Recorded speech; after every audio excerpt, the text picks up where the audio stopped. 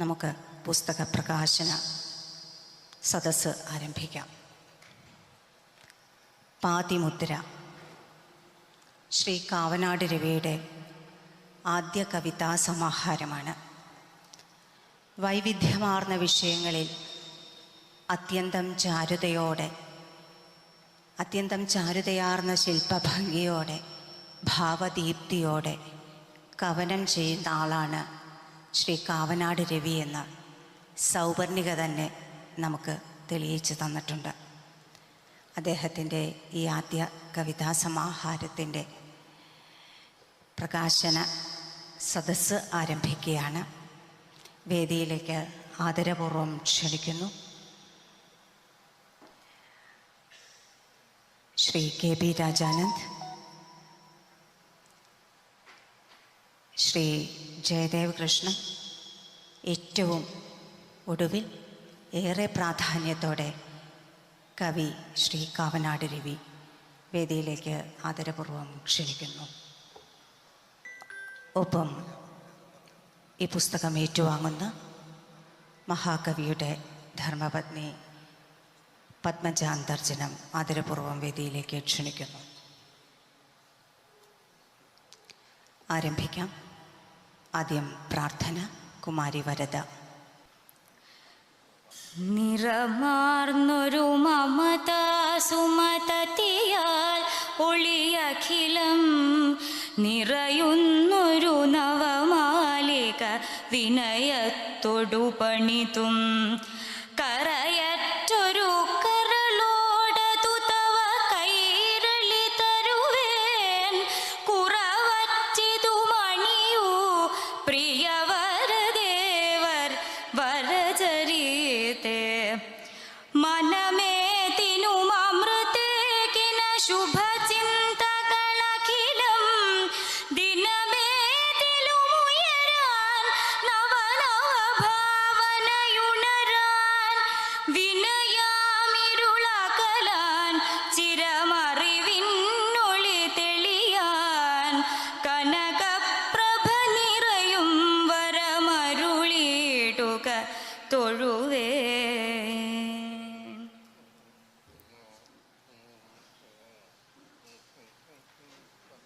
സ്വാഗതം ആശംസിക്കുന്നതിനായി ശ്രീ ജയദേവ് കൃഷ്ണനെ ആദരപൂർവ്വം ക്ഷണിക്കുന്നു.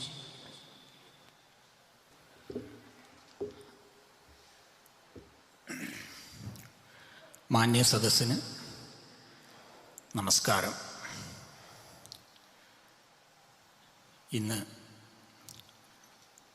വളരെ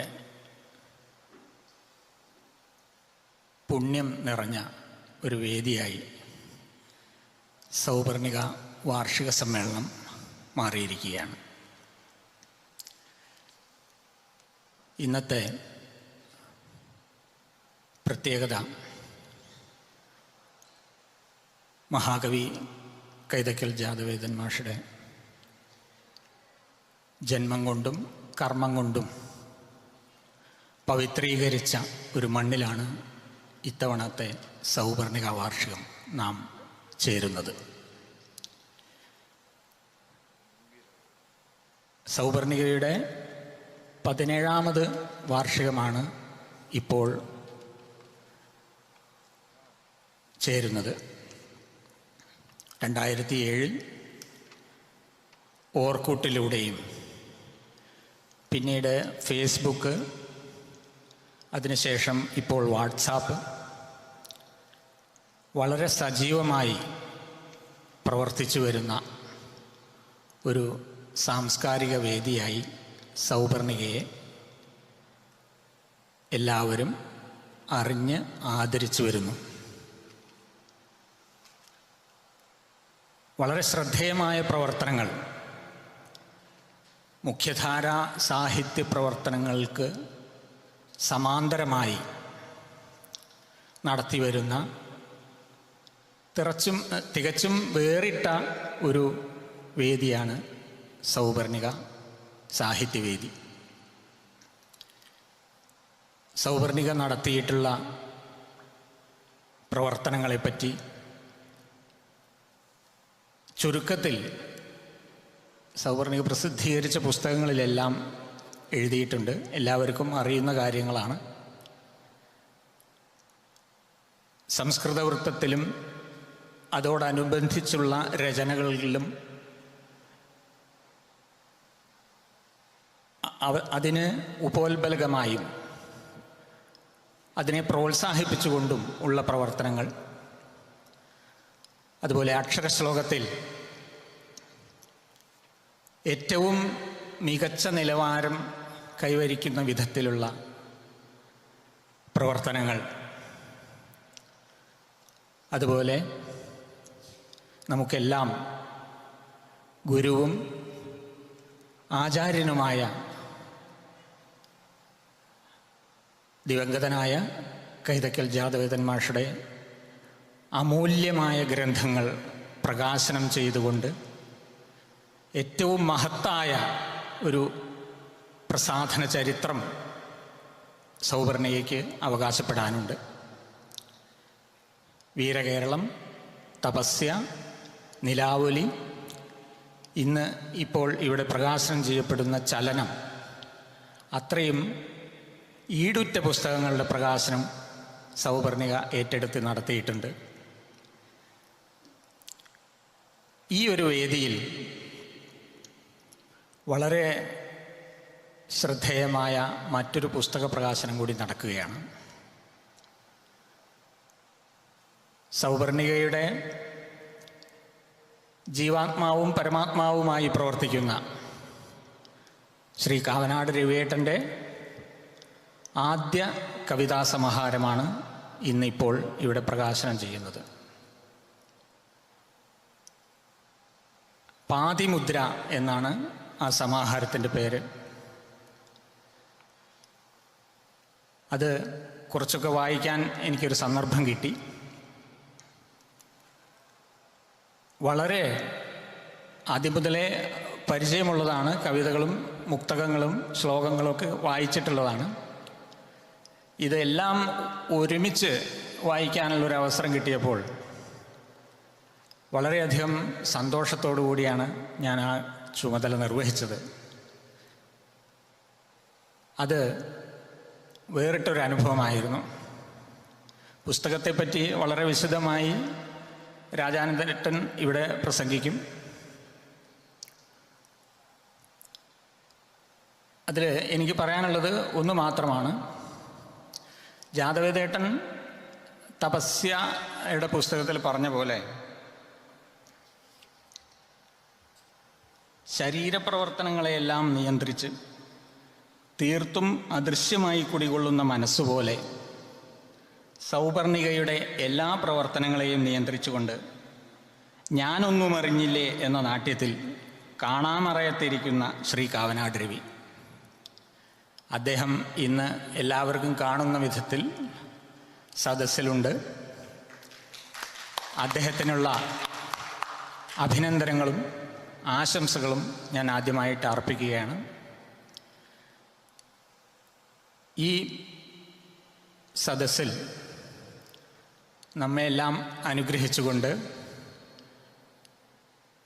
നമുക്കെല്ലാം പ്രിയപ്പെട്ട സമാരാധ്യനായ മധുസൂദനൻ സാർ ഇപ്പോൾ ഇവിടെ എത്തിച്ചേരും. അദ്ദേഹമാണ് ഈ പുസ്തകം പ്രകാശനം ചെയ്യുന്നത്. അദ്ദേഹം വളരെ പെട്ടെന്ന് എത്തിച്ചേരുമെന്നാണ് പറഞ്ഞിട്ടുള്ളത്. അദ്ദേഹത്തിന് ഔപചാരികതയുടെ പേരിലും ഈ സൗവർണികയുടെ സ്വാഗതം ആദ്യമായി അർപ്പിക്കുകയാണ്. ഈ പുസ്തകം പരിചയപ്പെടുത്തുന്നത് വളരെ ശ്രദ്ധേയനായ നിരൂപണത്തോടുകൂടി നമുക്കെല്ലാം പരിചയമുണ്ട്. ജാതവേദൻ മാഷുടെ പുസ്തക പരിചയവും അവതാരികയും എല്ലാം എഴുതി വളരെ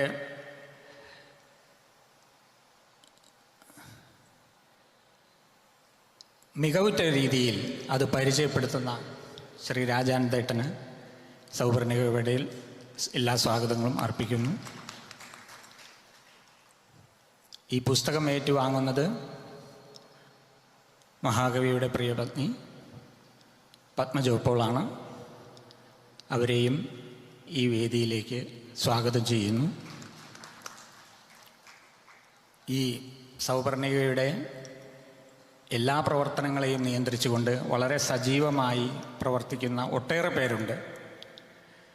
എല്ലാവർക്കും സ്വാഗതം അർപ്പിക്കുന്നു. നമസ്കാരം.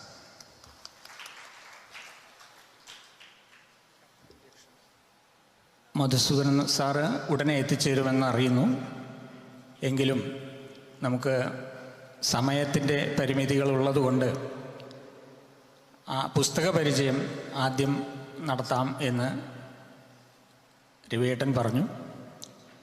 എല്ലാവർക്കും തുടർന്ന് തിരിച്ച് പോകാനുള്ളത് കൊണ്ട് സമയം പാഴാക്കണ്ട എന്ന് കരുതി ആദ്യമായി പുസ്തക പരിചയത്തിനായി ശ്രീ രാജാനന്ദനേട്ടനെ ക്ഷണിക്കുന്നു. സാംസ്കാരിക മണ്ഡലങ്ങളിൽ സജീവ സാന്നിധ്യമാണ് ശ്രീ കാവനാട് രവി. കവനരംഗത്തും ശ്ലോകാലാപന രംഗത്തും മാത്രമല്ല ഇദ്ദേഹത്തിൻ്റെ സജീവത. മേളങ്ങളിലെ അഗാധ പാണ്ഡിത്യം, സംഘാടന പടുത്വം, വൈദിക മേഖലയിലെ പ്രവർത്തനങ്ങൾ, ഇങ്ങനെ ഒട്ടേറെ സാംസ്കാരിക രംഗങ്ങളിൽ അദ്ദേഹം സജീവമായി പ്രവർത്തിച്ചു വരികയാണ്. അദ്ദേഹത്തിൻ്റെ ആദ്യ കവിതാ സമാഹാരം പാതിമുദ്ര പ്രകാശിതമാവുകയാണ്. ചോരുന്നു ധൈര്യമെന്നാകിലും ഒരു കൊതിയാൽ എൻ മനോവാടിയേകും താരും മോഹപ്പടർപ്പിൻ തളിരും ഇയലുമീ മാല ഞാൻ മുന്നിൽ വെപ്പൂ. ചാരുശ്രീഹേമഭൂഷാ സഹിത നവകലാഹാര ശോഭാന്വിതേ ത്വത്കാരുണ്യത്താൽ ഇതും നിൻ തനുവിലണിയുമോ വാണി നീ കാണി നേരം. പാതിമുദ്രയെ പരിചയപ്പെടുത്തുന്നു ശ്രീ രാജാനന്ദൻ.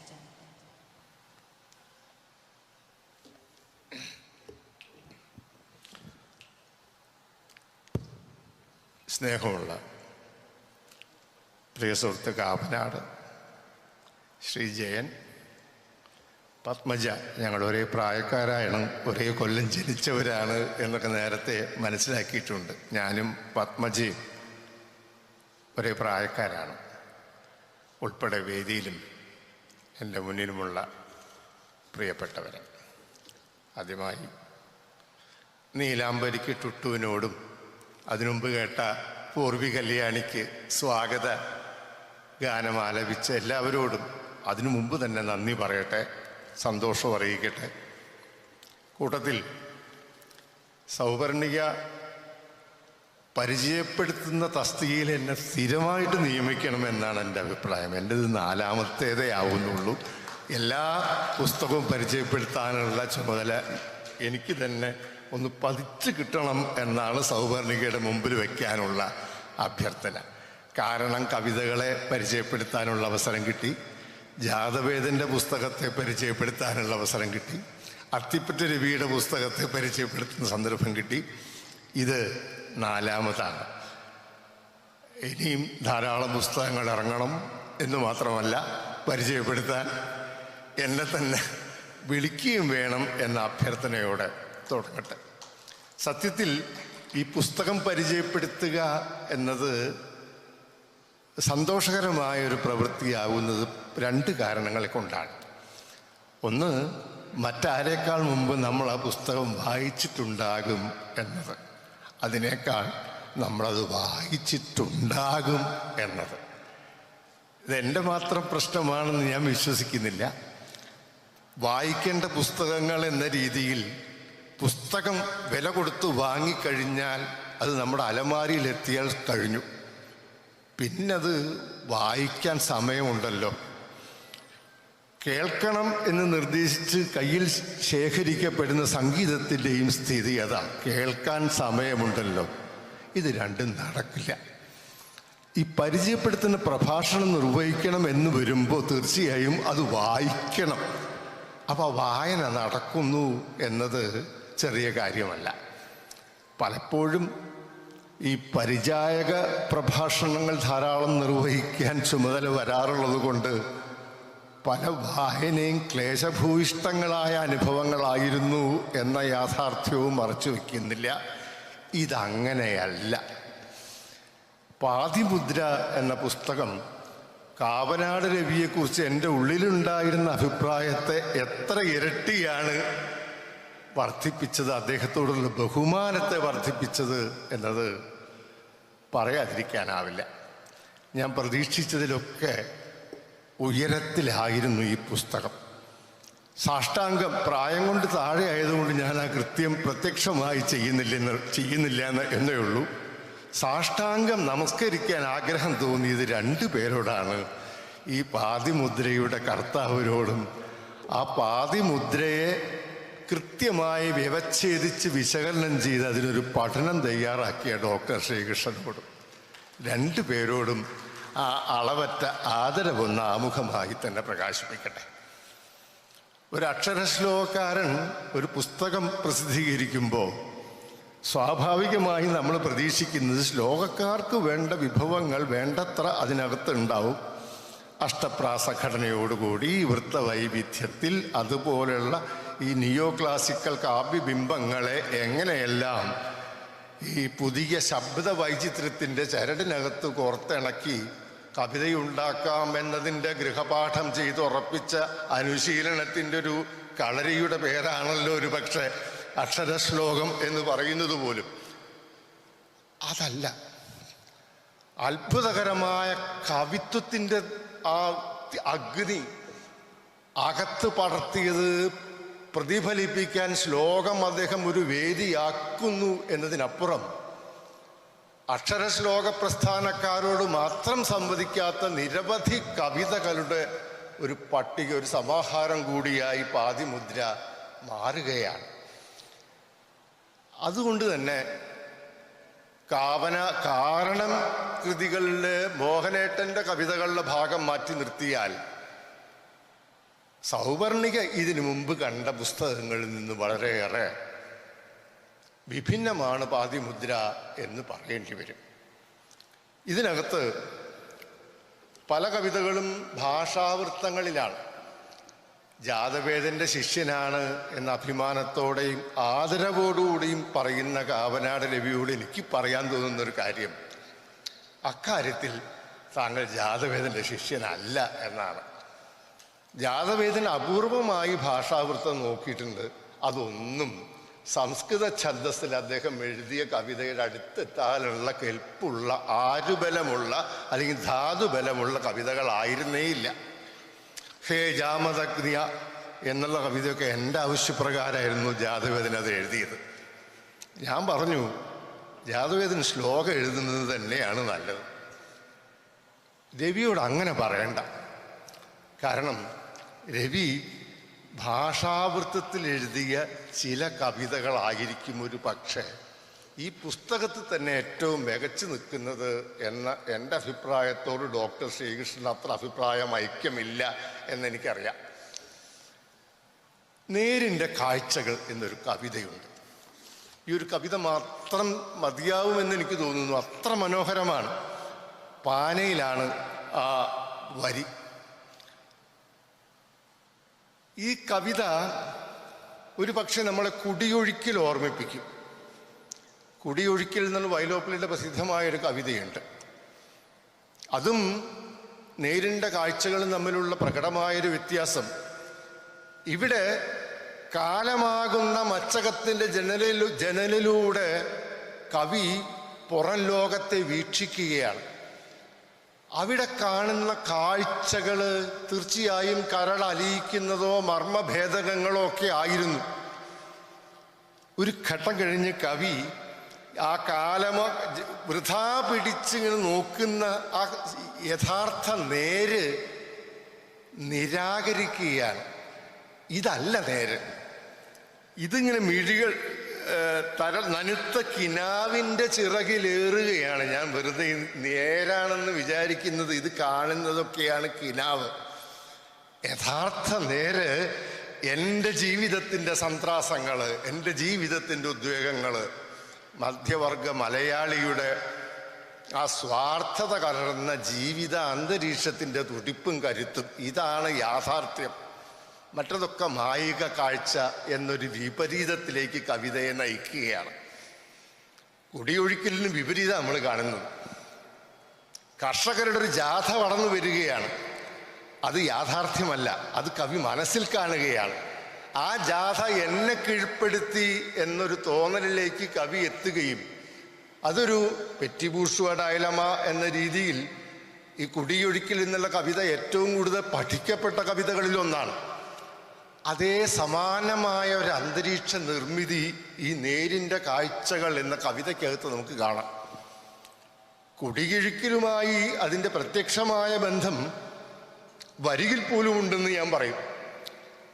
നെഞ്ഞു കീറി ഞാൻ നേരിനെ കാട്ടാം എന്നാണ് കവി കവിത ആരംഭിക്കുന്നത്. നേര് എന്നാണ് കവിതയ്ക്ക് പേര് തന്നെ കൊടുത്തിരിക്കുന്നത് കാവനാട് രവി. നേരിൻ്റെ കാഴ്ചകൾ. കൃഷിയിടങ്ങളിൽ പുത്തനായ ജന്മി, അതൊരു പുതിയ പ്രയോഗമാണ്. കാർഷിക മേഖലയിൽ നവീകരണം വന്നിരിക്കുന്നു എന്നും ജന്മിത്വം അവസാനിച്ചിരിക്കുന്നു എന്നൊക്കെ തെറ്റിദ്ധരിക്കുന്നെങ്കിൽ തെറ്റ്. പുതിയ ജന്മിത്വം ആവിർഭവിച്ചിരിക്കുന്നു. ഇഷ്ടികക്കളങ്ങളുടെ രീതിയിൽ ഈ മണ്ണിൻ്റെ ആ ഉർവരതയെ നിഷേധിക്കുന്ന, അതിൻ്റെ ഫലഭൂഷ്ഠത മുഴുവൻ തകർത്ത് കളയുന്ന രീതിയിൽ ഒരു ജന്മിത്വം സമൂഹത്തെ ആക്രമിച്ചു കഴിഞ്ഞിരിക്കുന്നു. പുത്തനാം ജന്മിതൻ പിറവി കൊള്ളുന്ന ഇഷ്ടിക ചൂളതൻ കൊടുമയാൽ മണ്ണു നിർജീവമാകുന്നു. മണ്ണ് നിർജീവമാകുന്നത് മാത്രമല്ല, പുഴ മരിച്ചുപോയി.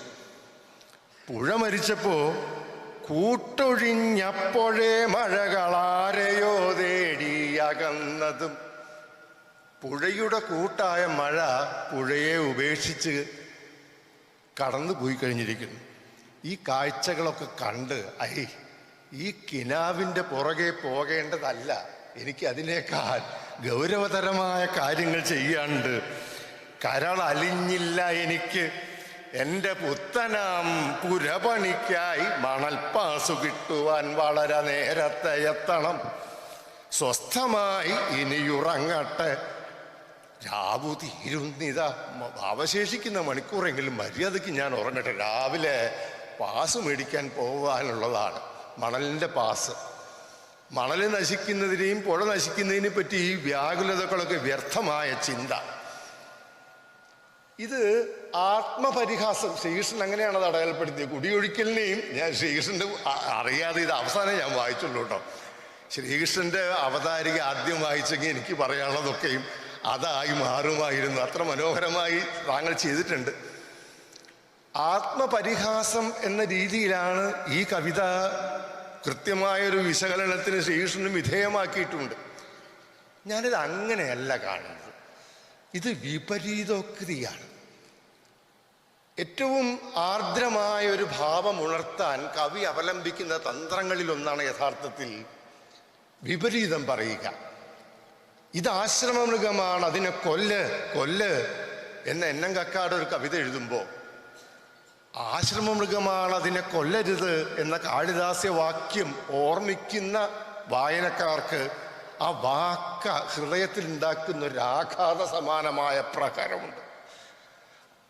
കുഞ്ഞെ മുലപ്പാൽ കുടിക്കരുത് എന്ന് കടമ്മനിട്ട കവിത എഴുതുമ്പോഴും, അല്ലെങ്കിൽ നമുക്ക് ഏറ്റവും പരിചയമുള്ള കേൻഡി, കുഞ്ഞെ നീയൊരു ജന്മിതൻ്റെ മകളായിപ്പോയി, കുടിക്കാൻ വെറും കഞ്ഞിപ്പാഴ്ത്തെളിയും നിനക്കരുത് എന്ന് പറയുമ്പോൾ ആ നൈതികത ഏതോ രീതിയിൽ തലകീഴായി നിൽക്കുന്ന ഒരു സംഭ്രമം വായനക്കാരനെ സൃഷ്ടിക്കുന്നു. അതൊരാഘാതമായി, ഒരു പ്രഹരമായി നമ്മുടെ മനസ്സിൽ ഒരു പുതിയ ഉദ്വേഗം, ഒരു പുതിയ ചിന്ത, ഒരു ധർമ്മബോധം ഉത്ഭവിപ്പിക്കുകയും ചെയ്യുന്നു. സമാനമായൊരു തന്ത്രമാണ് കവി ഇവിടെ അവലംബിക്കുന്നത്. രവി, ഞാൻ എൻ്റെ പാസിന് വേണ്ടി രാവിലെ ഉണർന്ന് പോവാനുള്ളതാണ്, ഞാൻ ഉറങ്ങട്ടെ. ഈ ഒരു കവിത മാത്രം മതി എനിക്ക് തോന്നുന്നു ഈ പാതിമുദ്ര എന്ന പുസ്തകം വായിക്കപ്പെടാനും സമകാലിക മലയാളി കവികളുടെ പട്ടികയിൽ ഒരു കിരീടം വെച്ച സ്ഥാനത്തിലേക്ക് രവി ആനയിക്കപ്പെടാനും എന്ന് ഞാൻ വിചാരിക്കുന്നു. അത്ര മനോഹരമായ ഈ ഒരു കവിത മാത്രം, നേരിൻ്റെ കാഴ്ചകൾ. ഞാൻ ഇതിൽ 1-ാം സ്ഥാനം കൊടുക്കുന്ന കവിത നേരിൻ്റെ കാഴ്ചകൾ തന്നെയാണ്. കവിത എങ്ങനെയായിരിക്കണം? ഇന്നത്തെ പുതുകാവ്യശൈലി വശമായിട്ടില്ല. ഞാനിപ്പോഴും പണ്ടത്തെ പോലെ ആ അപഹാസത്തിൻ്റെ വഴി തന്നെയാണ് നീങ്ങുന്നത് എന്നൊക്കെ പറയുന്ന കവിക്കൊരു പക്ഷെ സങ്കോചമുണ്ട്. ഞാൻ കാലോചിതമായി നവീകരിക്കപ്പെടാത്ത പാഴ്വസ്തുവായി പോയോ? ഞാൻ കാലോചിതമായി സ്വയം നവീകരിക്കാൻ സന്നദ്ധതയില്ലാത്ത ഒരു മൗഢ്യം എൻ്റെ ശരീരത്തിന്, എൻ്റെ മസ്തിഷ്കത്തിനകത്ത് ബാധിച്ചിട്ടുണ്ടോ? ഈ വ്യാകുലത അവിടെ കവി പങ്കുവെക്കുന്നെങ്കിൽ ഇവിടെ സങ്കോചങ്ങളില്ല. രവി നിലപാട് കടുപ്പിച്ച് തന്നെയാണ് പറയുന്നത്. വൃത്തബദ്ധ കവിതാംഗന ഭൂഷായുക്തയായി മൃദുപദങ്ങളുമായി നൃത്തമാടിയുലയുന്നതു കണ്ടാൽ ഹൃത്തടം സഹൃദയർക്കു തുടിക്കും. ഇത് തന്നെയാണ് കവിതയുടെ മാർഗം.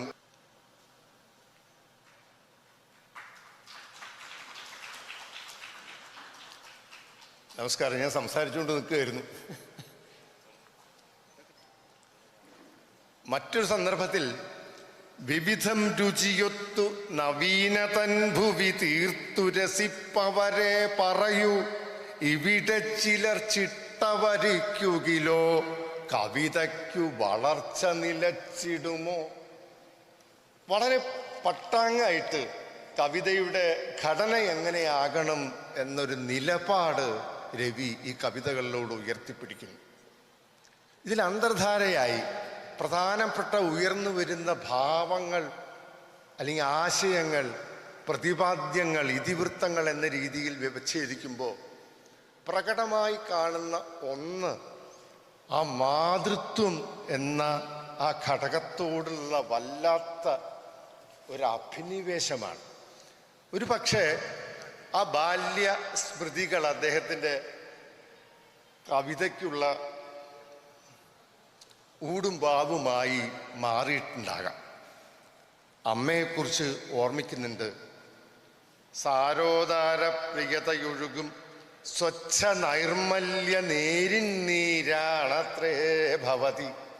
സ്വച്ഛ നൈർമല്യ നേരിന്നീര്, ആ പ്രയോഗത്തിന് തന്നെ അത്ര മനോഹാരിതയുണ്ട്. സ്വച്ഛ നൈർമല്യ നേരിന്നീരാണ് അമ്മ എന്ന് മാത്രമല്ല, ജീവിതത്തിലെ സ്വന്തം നിലപാടുകളെയും കാഴ്ചപ്പാടുകളെയും ഒക്കെ വളർത്തിയെടുത്തതിൽ നിസ്തുലമായ പങ്കു വഹിച്ച അമ്മ എന്ന രീതിയിൽ അമ്മയെക്കുറിച്ചുള്ളൊരു സ്മരണ ഏതാണ്ട് ആദ്യ ഭാഗത്ത് തന്നെ പ്രത്യക്ഷപ്പെടുന്ന അമ്മ എന്ന കവിതയ്ക്കകത്ത് നമുക്ക് കൃത്യമായി നിർദ്ധാരണം ചെയ്തെടുക്കാനാവും.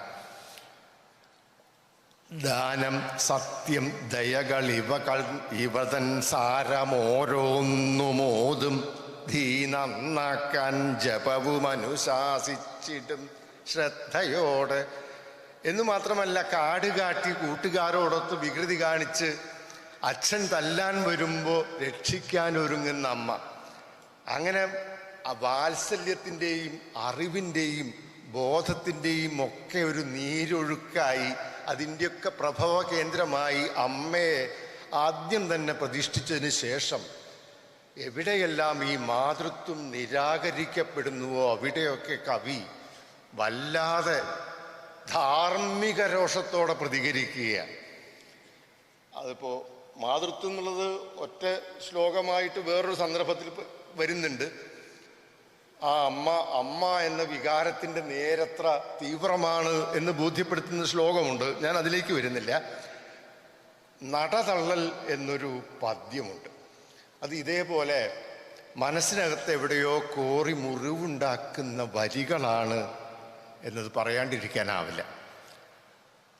അന്നമൂട്ടിച്ച കൈകളെ എവിടെയോ കൊണ്ടു ചെന്നാക്കുന്ന പുതിയ തലമുറയിലെ ചെറുപ്പക്കാരായ കുട്ടികളെ പരിഹസിക്കുന്നതിനെ ആക്ഷേപിക്കുകയാണ്. കറവറ്റു കഴിഞ്ഞെന്നാൽ ആരു പോറ്റുന്നു പൈക്കളെ. എത്ര തീക്ഷ്ണമാണ് ആ വാക്കുകൾ എന്ന് ആലോചിച്ചു. കറവറ്റു കഴിഞ്ഞെന്നാൽ ആരു പോറ്റുന്നു പൈക്കളെ, ചിറകിൻ്റെ ബലം തീർന്നാൽ പറവയ്ക്കെന്തു മേൽഗതി. മാത്രമല്ല, ലോകത്തെവിടെയും വാർദ്ധക്യം എന്ന് പറയുന്നത് പരിഹാസ കഷായത്തിൻ പഴി മേമ്പൊടി ചേർത്തതാം വാർദ്ധക്യം എന്ന രോഗം. ആ രോഗത്തിൻ്റെ മരുന്ന് ഏതു നാട്ടിലും വാർദ്ധക്യം അനുഭവിക്കുന്ന പ്രശ്നമാതാണ് എന്ന് പറഞ്ഞുകൊണ്ട് ആ ടാഗോറിൻ്റെ ഒരു വരിയുണ്ട്. കുഞ്ഞറിഞ്ഞുകൊണ്ട് തന്നെ അതിൻ്റെ സ്വാതന്ത്ര്യം നിഷേധിച്ചിരിക്കുകയാണ്. കാരണം അമ്മയുടെ കൈകളിൽ അങ്ങനെ ആ ലാളനയേറ്റ് കിടക്കുന്നത് പോലെയുള്ള സുഖം കുഞ്ഞിന് വേറെ എവിടെ ലഭിക്കാനാണ് എന്ന്. സമാനമായൊരാശയം ഞാനൊരു ശ്ലോകം ചൊല്ലിക്കോട്ടെ. പൂവൽ കൈകാലിളക്കി പശിയൊടുലയുമ കുഞ്ഞിനെ ചെന്നെടുത്തൻ കാവേ, ഞാനെത്തിയല്ലോ കരയരുതിനിയൻ പൊന്നുമോൻ എന്നു ചൊല്ലി ശ്രീവാക്യം സ്നേഹമോട ജനനി മുല കൊടുത്തുമ്മ വയ്ക്കുന്നതേക്കാൾ ഈ വിശ്വത്തിങ്കൽ എന്താ തനയനൊരു സുഖം വെൽകമാതൃത്വമെന്നും. ടാഗോറിൻ്റെ അതേ ആശയം തന്നെ വേറൊരു ഭാഷയിൽ ഇവിടെ പ്രയോഗിച്ചിരിക്കുന്നു. ഇതേപോലെ സ്വാനുഭവത്തിൻ്റെ തീക്ഷ്ണതയിൽ നിന്ന് തന്നെ പിറവി കൊണ്ടതാകാം ആ അനാഥമാകുന്ന ബാല്യത്തോട് തോന്നുന്ന ഒരാർദ്രത. പല കവിതകളിലും ആവർത്തിച്ചു വരുന്ന പ്രമേയങ്ങളിലൊന്നാണ് ഈ ബാല്യത്തെ നിരാകരിക്കപ്പെടുന്ന, തെരുവിൽ വലിച്ചെറിയപ്പെടുന്ന ഒക്കെ ആയിട്ടുള്ള ആ ബാല്യം. അത് ഒരുപാട് കവിതകളിൽ വരുന്നുണ്ട്. ഞാൻ ഒരു കവിത മാത്രം ഉദാഹരിക്കട്ടെ. അരുതുകളുടെ ചൂരലേറ്റു നോവാലൊരുകി വസിക്കും അനാഥരാം കിടങ്ങൾ ഒരു കുളിരുമറിഞ്ഞിടാതെ വാഴ്വിൽ പൊരുതുകയാം വിധിയോടെ തീർത്തു നിത്യം. ഈ കവിതയിൽ മാത്രമല്ല, വഴികാട്ടുക എന്ന മറ്റൊരു കവിതയിൽ അതിനേക്കാൾ ഗൗരവമായൊരു കാര്യം പറയുന്നുണ്ട്. മുരടിച്ച മനം മാത്രം കണ്ടു കണ്ടു വളർന്ന ഈ അനാഥ ബാല്യങ്ങൾ വേണ്ട അളവിൽ മാതൃത്വത്തിൻ്റെ പരിഗണനയും ശുശ്രൂഷയും ലാളനയും ഏൽക്കാതെ നേർവഴിക്ക് നടത്താനുള്ള ശാസനകൾ അനുഭവിക്കാതെ വളർന്ന ഈ ബാല്യങ്ങൾ വളഞ്ഞ വഴിയും നേരും വേറിട്ടറിവതെങ്ങനെ. അതുകൊണ്ട് അവർ തൻ കൈപിടിച്ചൊന്നു നേർവഴിക്ക് നയിച്ചിടാൻ ഒരിറ്റു തണലും കൊണ്ടങ്ങെത്തു നീ മാനവീയത. ഈ ആഹ്വാനത്തിന് സാധാരണ ബാലന്മാരെ സംരക്ഷിക്കുക എന്ന പൊതുവായ ആഹ്വാനത്തെക്കാൾ സജീവമായൊരു ജീവസ്പരിശം നമുക്ക് കൃത്യമായി അനുഭവപ്പെടുകയാണ്. ഈ ബാല്യം, നേർവഴിക്ക് നയിക്കാനാവാത്ത ഈ തെരുവിലലയുന്ന ബാല്യം മനസ്സിൽ കവിക്കുണ്ടാക്കുന്ന മുറിവുകൾ അത് കൃത്യമായി വരച്ചു കാണിക്കുന്ന രീതിയിലാണ് ആ വഴികാട്ടുക എന്ന കവിത. പ്രകൃതിയാണ് മറ്റൊരു പരിഗണനാ വിഷയം. ഞാൻ ദീർഘിപ്പിക്കുകയല്ല.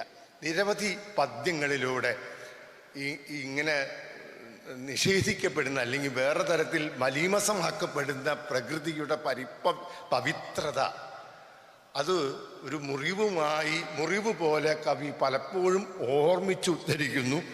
കുറേ ശ്ലോകങ്ങളുണ്ട്. വിനോദത്തിന് വേണ്ടി നീ ചെയ്യുന്ന ക്രൂരത മാനവരാശിയെ ഏത് രീതിയിൽ അപകടപ്പെടുത്താൻ പോകുന്നതാണെന്ന് നീ തിരിച്ചറിയുക എന്ന് പറയുന്നുണ്ട്.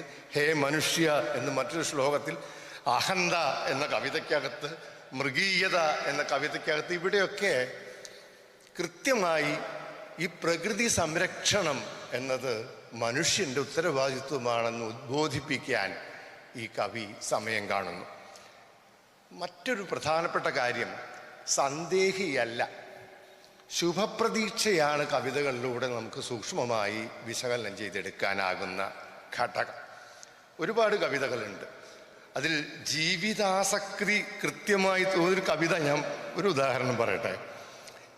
അതിൽ പെട്ടെന്ന് തോന്നും ഭക്തിയാണ് പ്രമേയമെന്ന്. അല്ല, ഹേ കൃഷ്ണ, ചാർത്തിയിടട്ട നിതാന്ത ഭക്തി നിറയും നാമങ്ങളോരോന്നുമായി കോർത്തിയിടും വനമാല എൻ ഗുരുപുരാധീശന്റെ പൊന്മേനിയിൽ ചേർത്തിയിടട്ടെ ഭവത്സ്വരൂപമകമേ.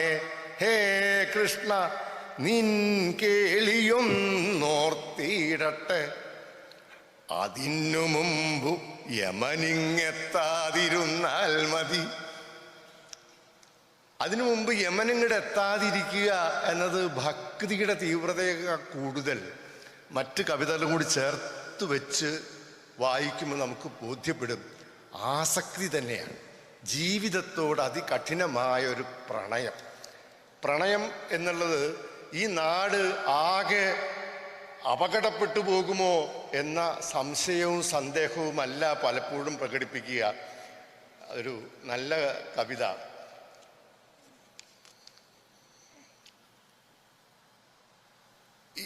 ദളിത തൻ ജന്മങ്ങൾ എന്നാളിൽ രക്ഷപ്പെടും, ആ നാടിൻ്റെ അകത്തളത്തിലെ ഇരുട്ട് ആറും.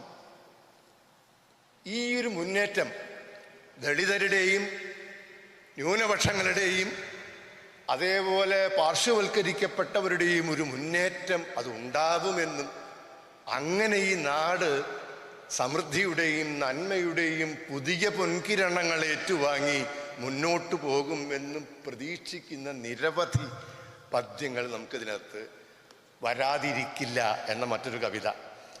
ഈ പ്രശ്നം പരിഹരിക്കാൻ ദൈവം പോലും അശക്തനായതുകൊണ്ട് മനുഷ്യർ സംഘടിക്കുക തന്നെ ചെയ്യും എന്ന ശുഭപ്രതീക്ഷ. കൂട്ടത്തിൽ ഇത്തിൽ കണ്ണികളാണ്, അതൊരു പദ്യവും എടുത്തു പറയേണ്ട ഒരു പദ്യമാണ്, മനോഹരമാണ്.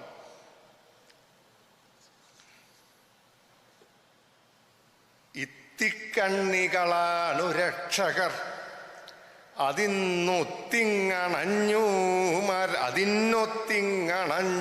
മരംകുത്തിക്കൂട്ടം അടർന്നുപോയി തുടുതുടെ കാണായ പൂന്തൊത്തുകൾ തത്തിത്തത്തി അരിച്ചിടുന്നിത പലേ കീടങ്ങൾ ദേഹത്ത് കൺപൊത്തിക്കൊള്ളുക കാലമേ. തടി തകർന്ന് ഈ പൂമരം പൂതലായി. അങ്ങനെയുള്ള നിരാശയുടെ ധ്വനി അപൂർവം കവിതകളിൽ വരുമ്പോൾ പോലും പ്രകടമായി നിൽക്കുന്നത് ഈ പ്രതീക്ഷയുടെ കിരണങ്ങളാണ് എന്നത് എടുത്തു പറയാൻ തോന്നുകയാണ്. അതേപോലെ കഥകളി മുദ്രകളുടെ ഒരു പ്രയോഗം.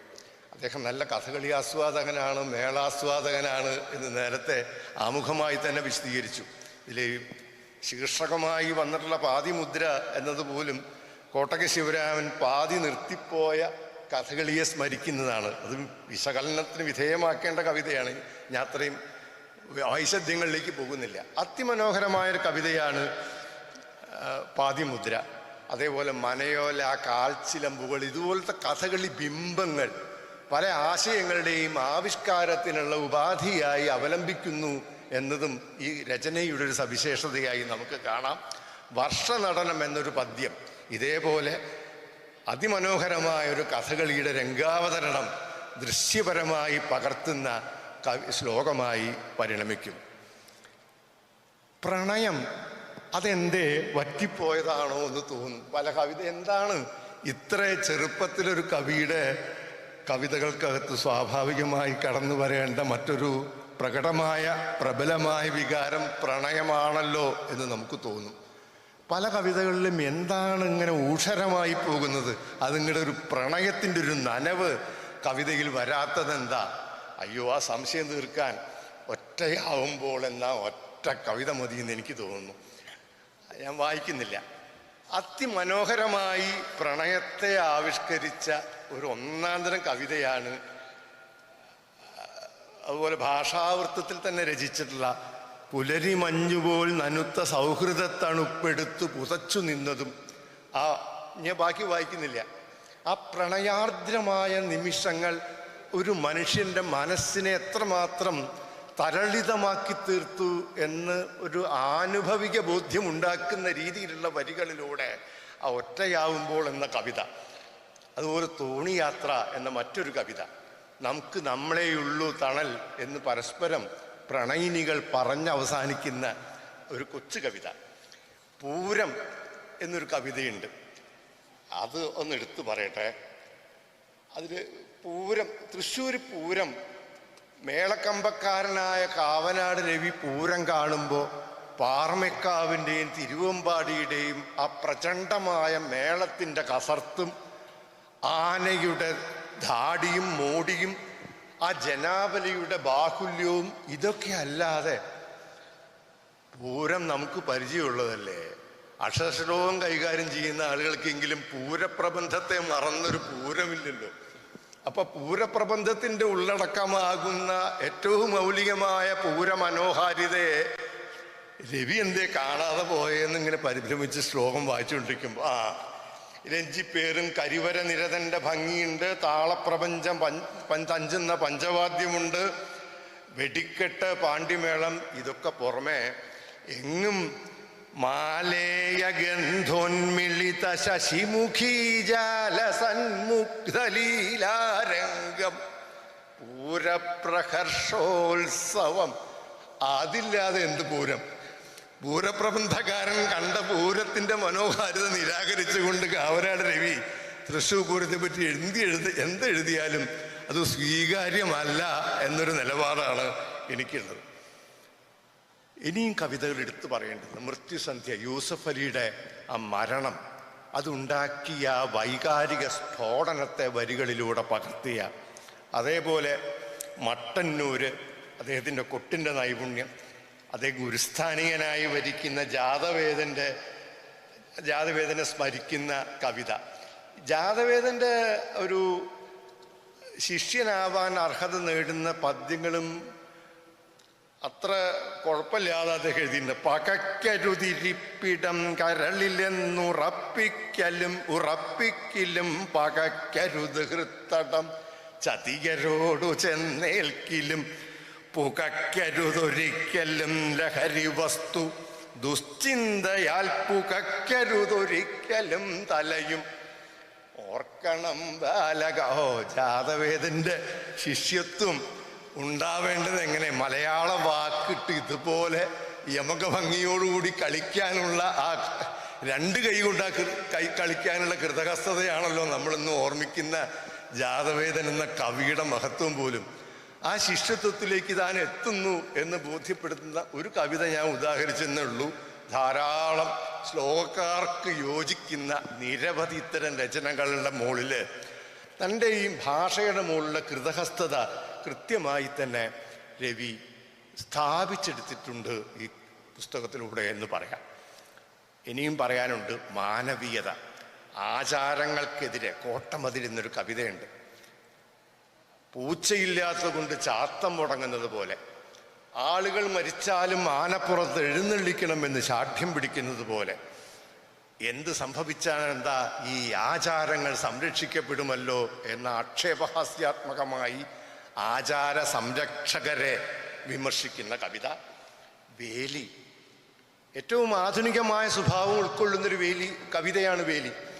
മനുഷ്യർ തമ്മിലുള്ള അകൽച്ചയുണ്ടാക്കുന്ന വേലി, മതസ്പർദ്ധയുടെ, വിഭാഗീയതയുടെ, ജാതി ചിന്തയുടെ എല്ലാം കൂർത്ത മുള്ളുകൾ കൊണ്ട് മനുഷ്യരെ രണ്ടാക്കി മാറ്റുന്ന ഈ വേലി പൊളിച്ചു മാറ്റുക എന്ന ആഹ്വാനത്തോടെ അവസാനിക്കുന്ന വേലി ഉറപ്പിക്കാനാവുന്നില്ല. ഇത് നേരത്തെ പറഞ്ഞതുപോലെയാണ്. ഈ സന്ദേഹമല്ല, കളിയാക്കാൻ വേണ്ടിയാണ് പലപ്പോഴും സംസ്കൃത ഛന്ദസ് ഉപയോഗിക്കുക. അപ്പോൾ കടമനിട്ട 2 മിനിറ്റ് ഞാൻ നിർത്തിക്കോളാം. കടമനിട്ട ഐകമത്യം മഹാബലം എന്നൊരു കവിത എഴുതി.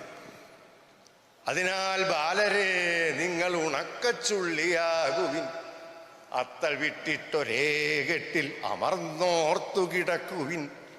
ഉണക്കച്ചുള്ളിയോ ചൂലോ ഭാവി ഭാസുരമാക്കിടും എന്ന ചിന്താക്രമം വേണ്ട, രണ്ടിലേതാകിലും ശുഭം. ഈ നിയോ ക്ലാസിക്കൽ ഭാഷയും അതിനനുഗുണമാകുന്ന വൃത്തഘടനയും ഒരു തരം ഹാസം ഉൽപ്പാദിപ്പിക്കുന്നെങ്കിൽ, സമാനമായ രീതിയിൽ സന്ദേഹത്തെ അല്ല, പരിഹാസത്തിന് വേണ്ടിയാണ് അദ്ദേഹം ചിലപ്പോൾ ചില ശ്ലോകങ്ങളിൽ ഉറപ്പിക്കാനാവുന്നില്ല എന്നൊരു ഒരു പദ്യമുണ്ട്.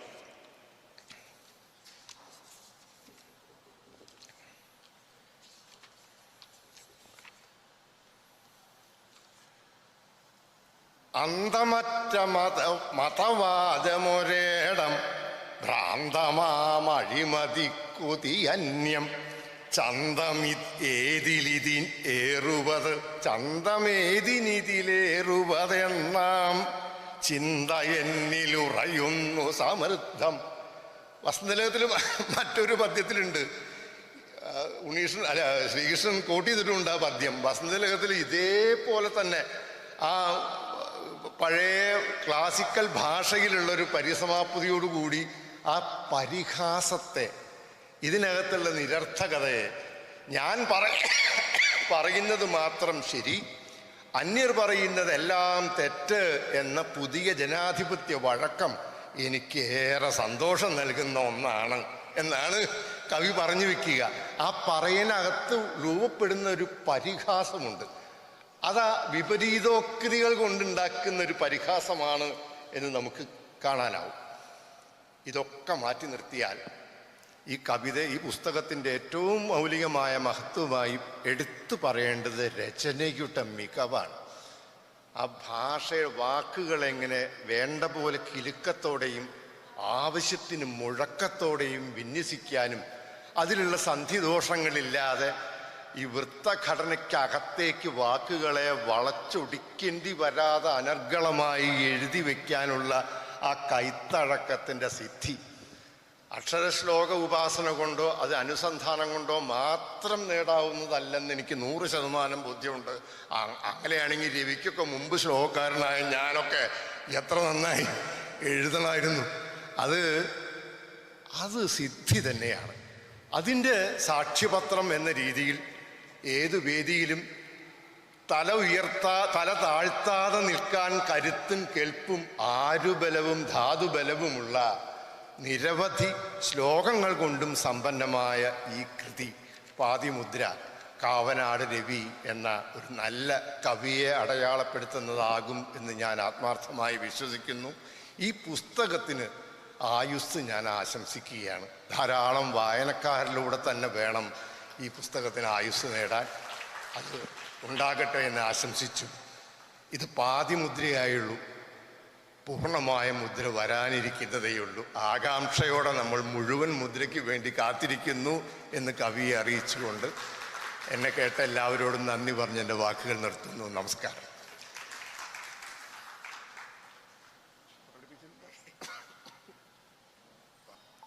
ശ്രീ കാവനാട് രവിയുടെ പാതിമുദ്രയിലെ വൈവിധ്യവും സൗന്ദര്യവും രചനാസൗഷ്ഠവവും ശ്രോതാക്കളിലേക്ക് പകർന്നു നൽകി ശ്രീ കെ ബി രാജാനന്ദ്.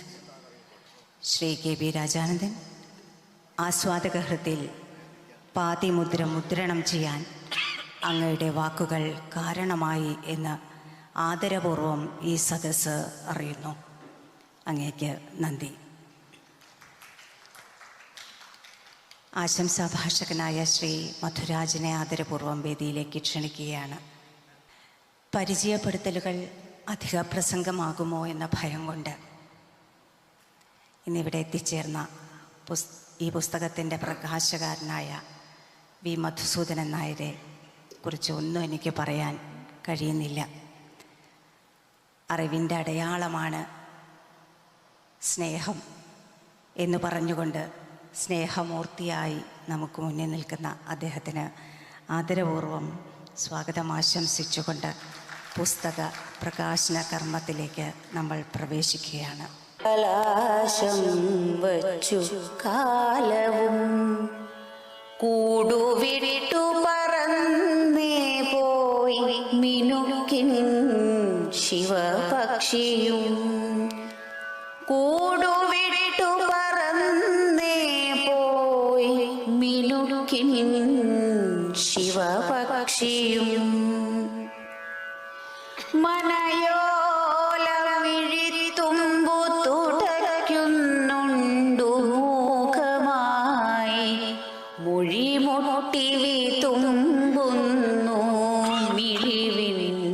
കാൽച്ചിലമ്പുകൾ ഭാവപൂർണിമയുൾക്കൊണ്ട പാതിമുദ്ര നിലയ്ക്കവേ ഭാവപൂർണിമയുൾക്കൊണ്ട പാതിമുദ്ര നിലയ്ക്കവേ വിജനേബതയെന്നെങ്ങും നളവിഹ്വല വീചികൾ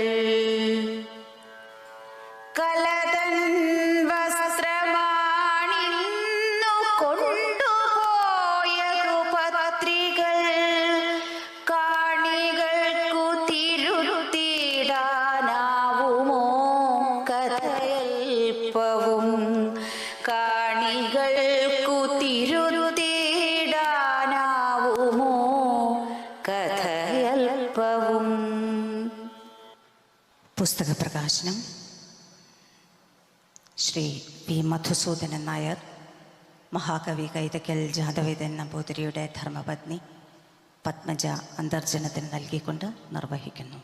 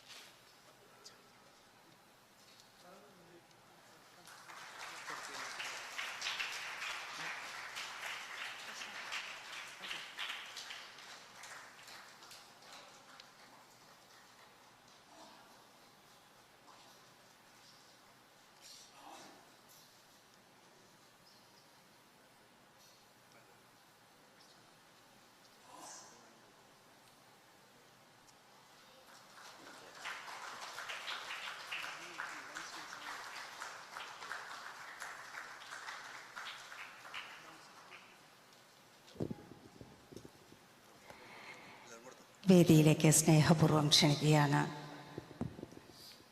ശ്രീ കാവനാട് രവിയുടെ അമ്മയെ വേദിയിലേക്ക് ക്ഷണിക്കുന്നു. ഒപ്പം ധർമ്മപത്നി ശ്രീജയെയും ശ്രീജ കാവനാടിനെയും ക്ഷണിക്കുകയാണ് വേദിയിലേക്ക്. കവിയുടെ വാക്കുകൾക്കായി കാതോർക്കാം. സമ്മാന്യമായ ഈ വേദിയിലും ഭരണീയമായ സദസ്സിലുമുള്ള എല്ലാ ഗുരുജനങ്ങളെയും സഹോദരങ്ങളെയും നമസ്കരിക്കുന്നു.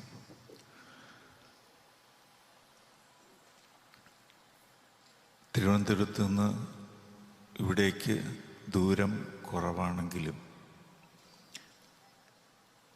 ഇന്ന് വരാൻ സൗകര്യങ്ങൾ ഏറെ ഉള്ള കാലം ആണെങ്കിലും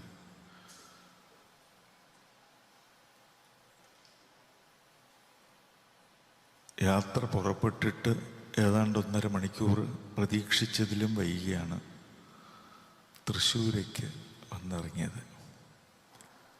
അതുകൊണ്ടാണ് ആരംഭം മുതൽ ഇവിടെ ഉണ്ടായിരിക്കാൻ കഴിയാതെ വന്നത്. അതിന് എല്ലാവരും പ്രത്യേകം എന്നോട് ക്ഷമിക്കണം എന്നപേക്ഷിക്കുന്നു. 2 തരത്തിൽ ഇതൊരു 3 തരത്തിൽ ഇതൊരു പൂജയുടെ ദിവസമാണ് എന്ന് എനിക്ക് മനസ്സിലായി. 3 തരത്തിൽ എന്ന് ഞാനിപ്പോൾ ഇവിടെ വന്ന ശേഷമാണ് കൂട്ടിച്ചേർത്തത്. നേരത്തെ 2 തരത്തിൽ എന്ന് വിചാരിച്ചു.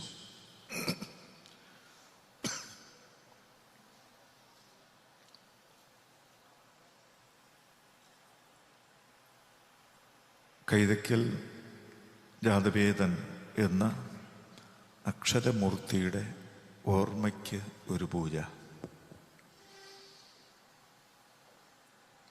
മറ്റ് ഒരക്ഷര താന്ത്രികൻ്റെ രചനകൾക്ക് ഒരു പൂജ, അക്ഷരത്തെ ഉപാസിച്ച് നടന്ന വളരെ പെട്ടെന്ന് നമ്മളെ വിട്ടുപോയി കഴിഞ്ഞ സുമ എന്ന ആ പെങ്ങൾക്ക് ഒരു കണ്ണീർ പൂജ. ഇത്രയുമാണ് ഇന്ന് ഞാൻ എൻ്റെ മനസ്സിൽ കാണുന്ന പൂജകൾ.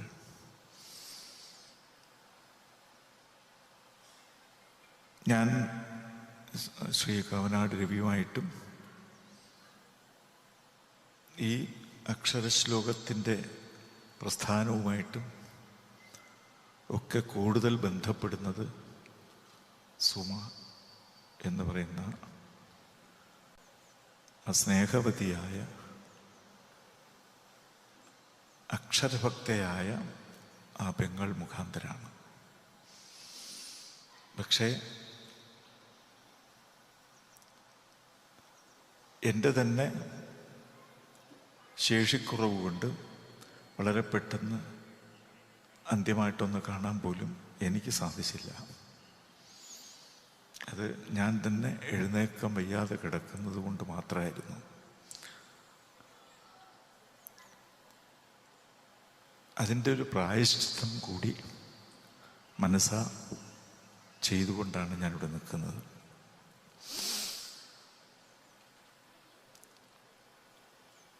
ഇവിടെ ഇന്ന് പ്രകാശനം ചെയ്യപ്പെടുന്ന ഈ പുസ്തകരൂപത്തിൽ ശ്ലോകരൂപത്തിൽ ചിലത് ഞാൻ കണ്ടിട്ടുണ്ട്, ചിലത് മാത്രം. പുസ്തകരൂപത്തിൽ സമ്പൂർണമായി കണ്ടിട്ടില്ല. പല ശ്ലോകങ്ങളും കവിതകളും ഞാൻ വായിച്ചിട്ടില്ല. എൻ്റെ ആ മാനസവൈകല്യം പൊറുക്കുമാറാകണം എന്നാണ് എൻ്റെ ഒരപേക്ഷ. പക്ഷേ ശ്രീ കാവനാട് രവി എന്ന കവിയെ, മനുഷ്യനെ എനിക്ക് സാമാന്യം നന്നായിട്ടറിയാം. അത് അകം കൊണ്ടറിയാം, പുറം കൊണ്ടല്ല. അങ്ങനെ അകം കൊണ്ടറിയേണ്ടുന്ന ഒത്തിരി പേരിവിടെ ഉണ്ട്. എനിക്കറിയാം, ശ്രീകൃഷ്ണനുണ്ട്. ഞാൻ എന്നെ ഇങ്ങോട്ട് കൊണ്ടുവന്ന ശ്രീനാരായണനോട് പറയുമായിരുന്നു, ഇവിടെ എങ്ങാനുമൊക്കെ ഒന്ന് താമസിക്കണം എന്ന് ആഗ്രഹമുണ്ടെന്ന്. എന്നുവെച്ചാൽ ഇതുപോലെ അകം കൊണ്ട് അന്യോന്യം അറിയാൻ കഴിയുന്നവരുമായി ബന്ധപ്പെടുമ്പോഴാണ്, ആ സമ്പർക്കം കൊണ്ടാണ് നമ്മളിൽ ഏതെങ്കിലും കറകളില്ലാതാവുന്നതും നമുക്കേതെങ്കിലുമൊക്കെ ഒരു ശുദ്ധി വന്നുപെടുന്നത്. അങ്ങനെ ശുദ്ധനാകാനല്ലെങ്കിൽ ജീവിതം കേവലം നാട്യമായി പോകും. അത്രമേൽ എന്നെ ആകർഷിച്ചിട്ടുള്ള ഒരക്ഷരമണ്ഡലം ഇവിടെയുണ്ട്. തീർച്ചയായും മനസ്സുകൊണ്ട് അല്ലെങ്കിൽ ആത്മാവ് കൊണ്ട് ഞാൻ ഏറ്റവും കൂടുതൽ ബന്ധപ്പെടുന്നവരിൽ ചിലരാണ് ശ്രീകൃഷ്ണനും, അതുപോലെ ശ്രീ രവിയും, രാജീവ് കാറൽ മണ്ണയും, എല്ലാവരും. പ്രശാന്ത് എന്ന് എൻ്റെ കൂടെ ഇവിടെ വന്നു. ഇവരിലൊക്കെ കാണുന്ന അക്ഷര സംസ്കാരം, കാവ്യ സംസ്കാരം ഒരു ജനതയുടെ ജീവിതത്തിൻ്റെ ഭദ്രതാളമായിട്ടാണ് വരേണ്ടുന്നത്. അപ്പോൾ ലോകത്തിന് അല്പമെങ്കിലും സ്നേഹശാന്തി കിട്ടും. സ്നേഹം കൊണ്ടുള്ള ശാന്തി. രാഹിത്യത്തിൻ്റെ അശാന്തിയാണ് ഇന്ന് ഏറ്റവും കൂടുതലുള്ളത്.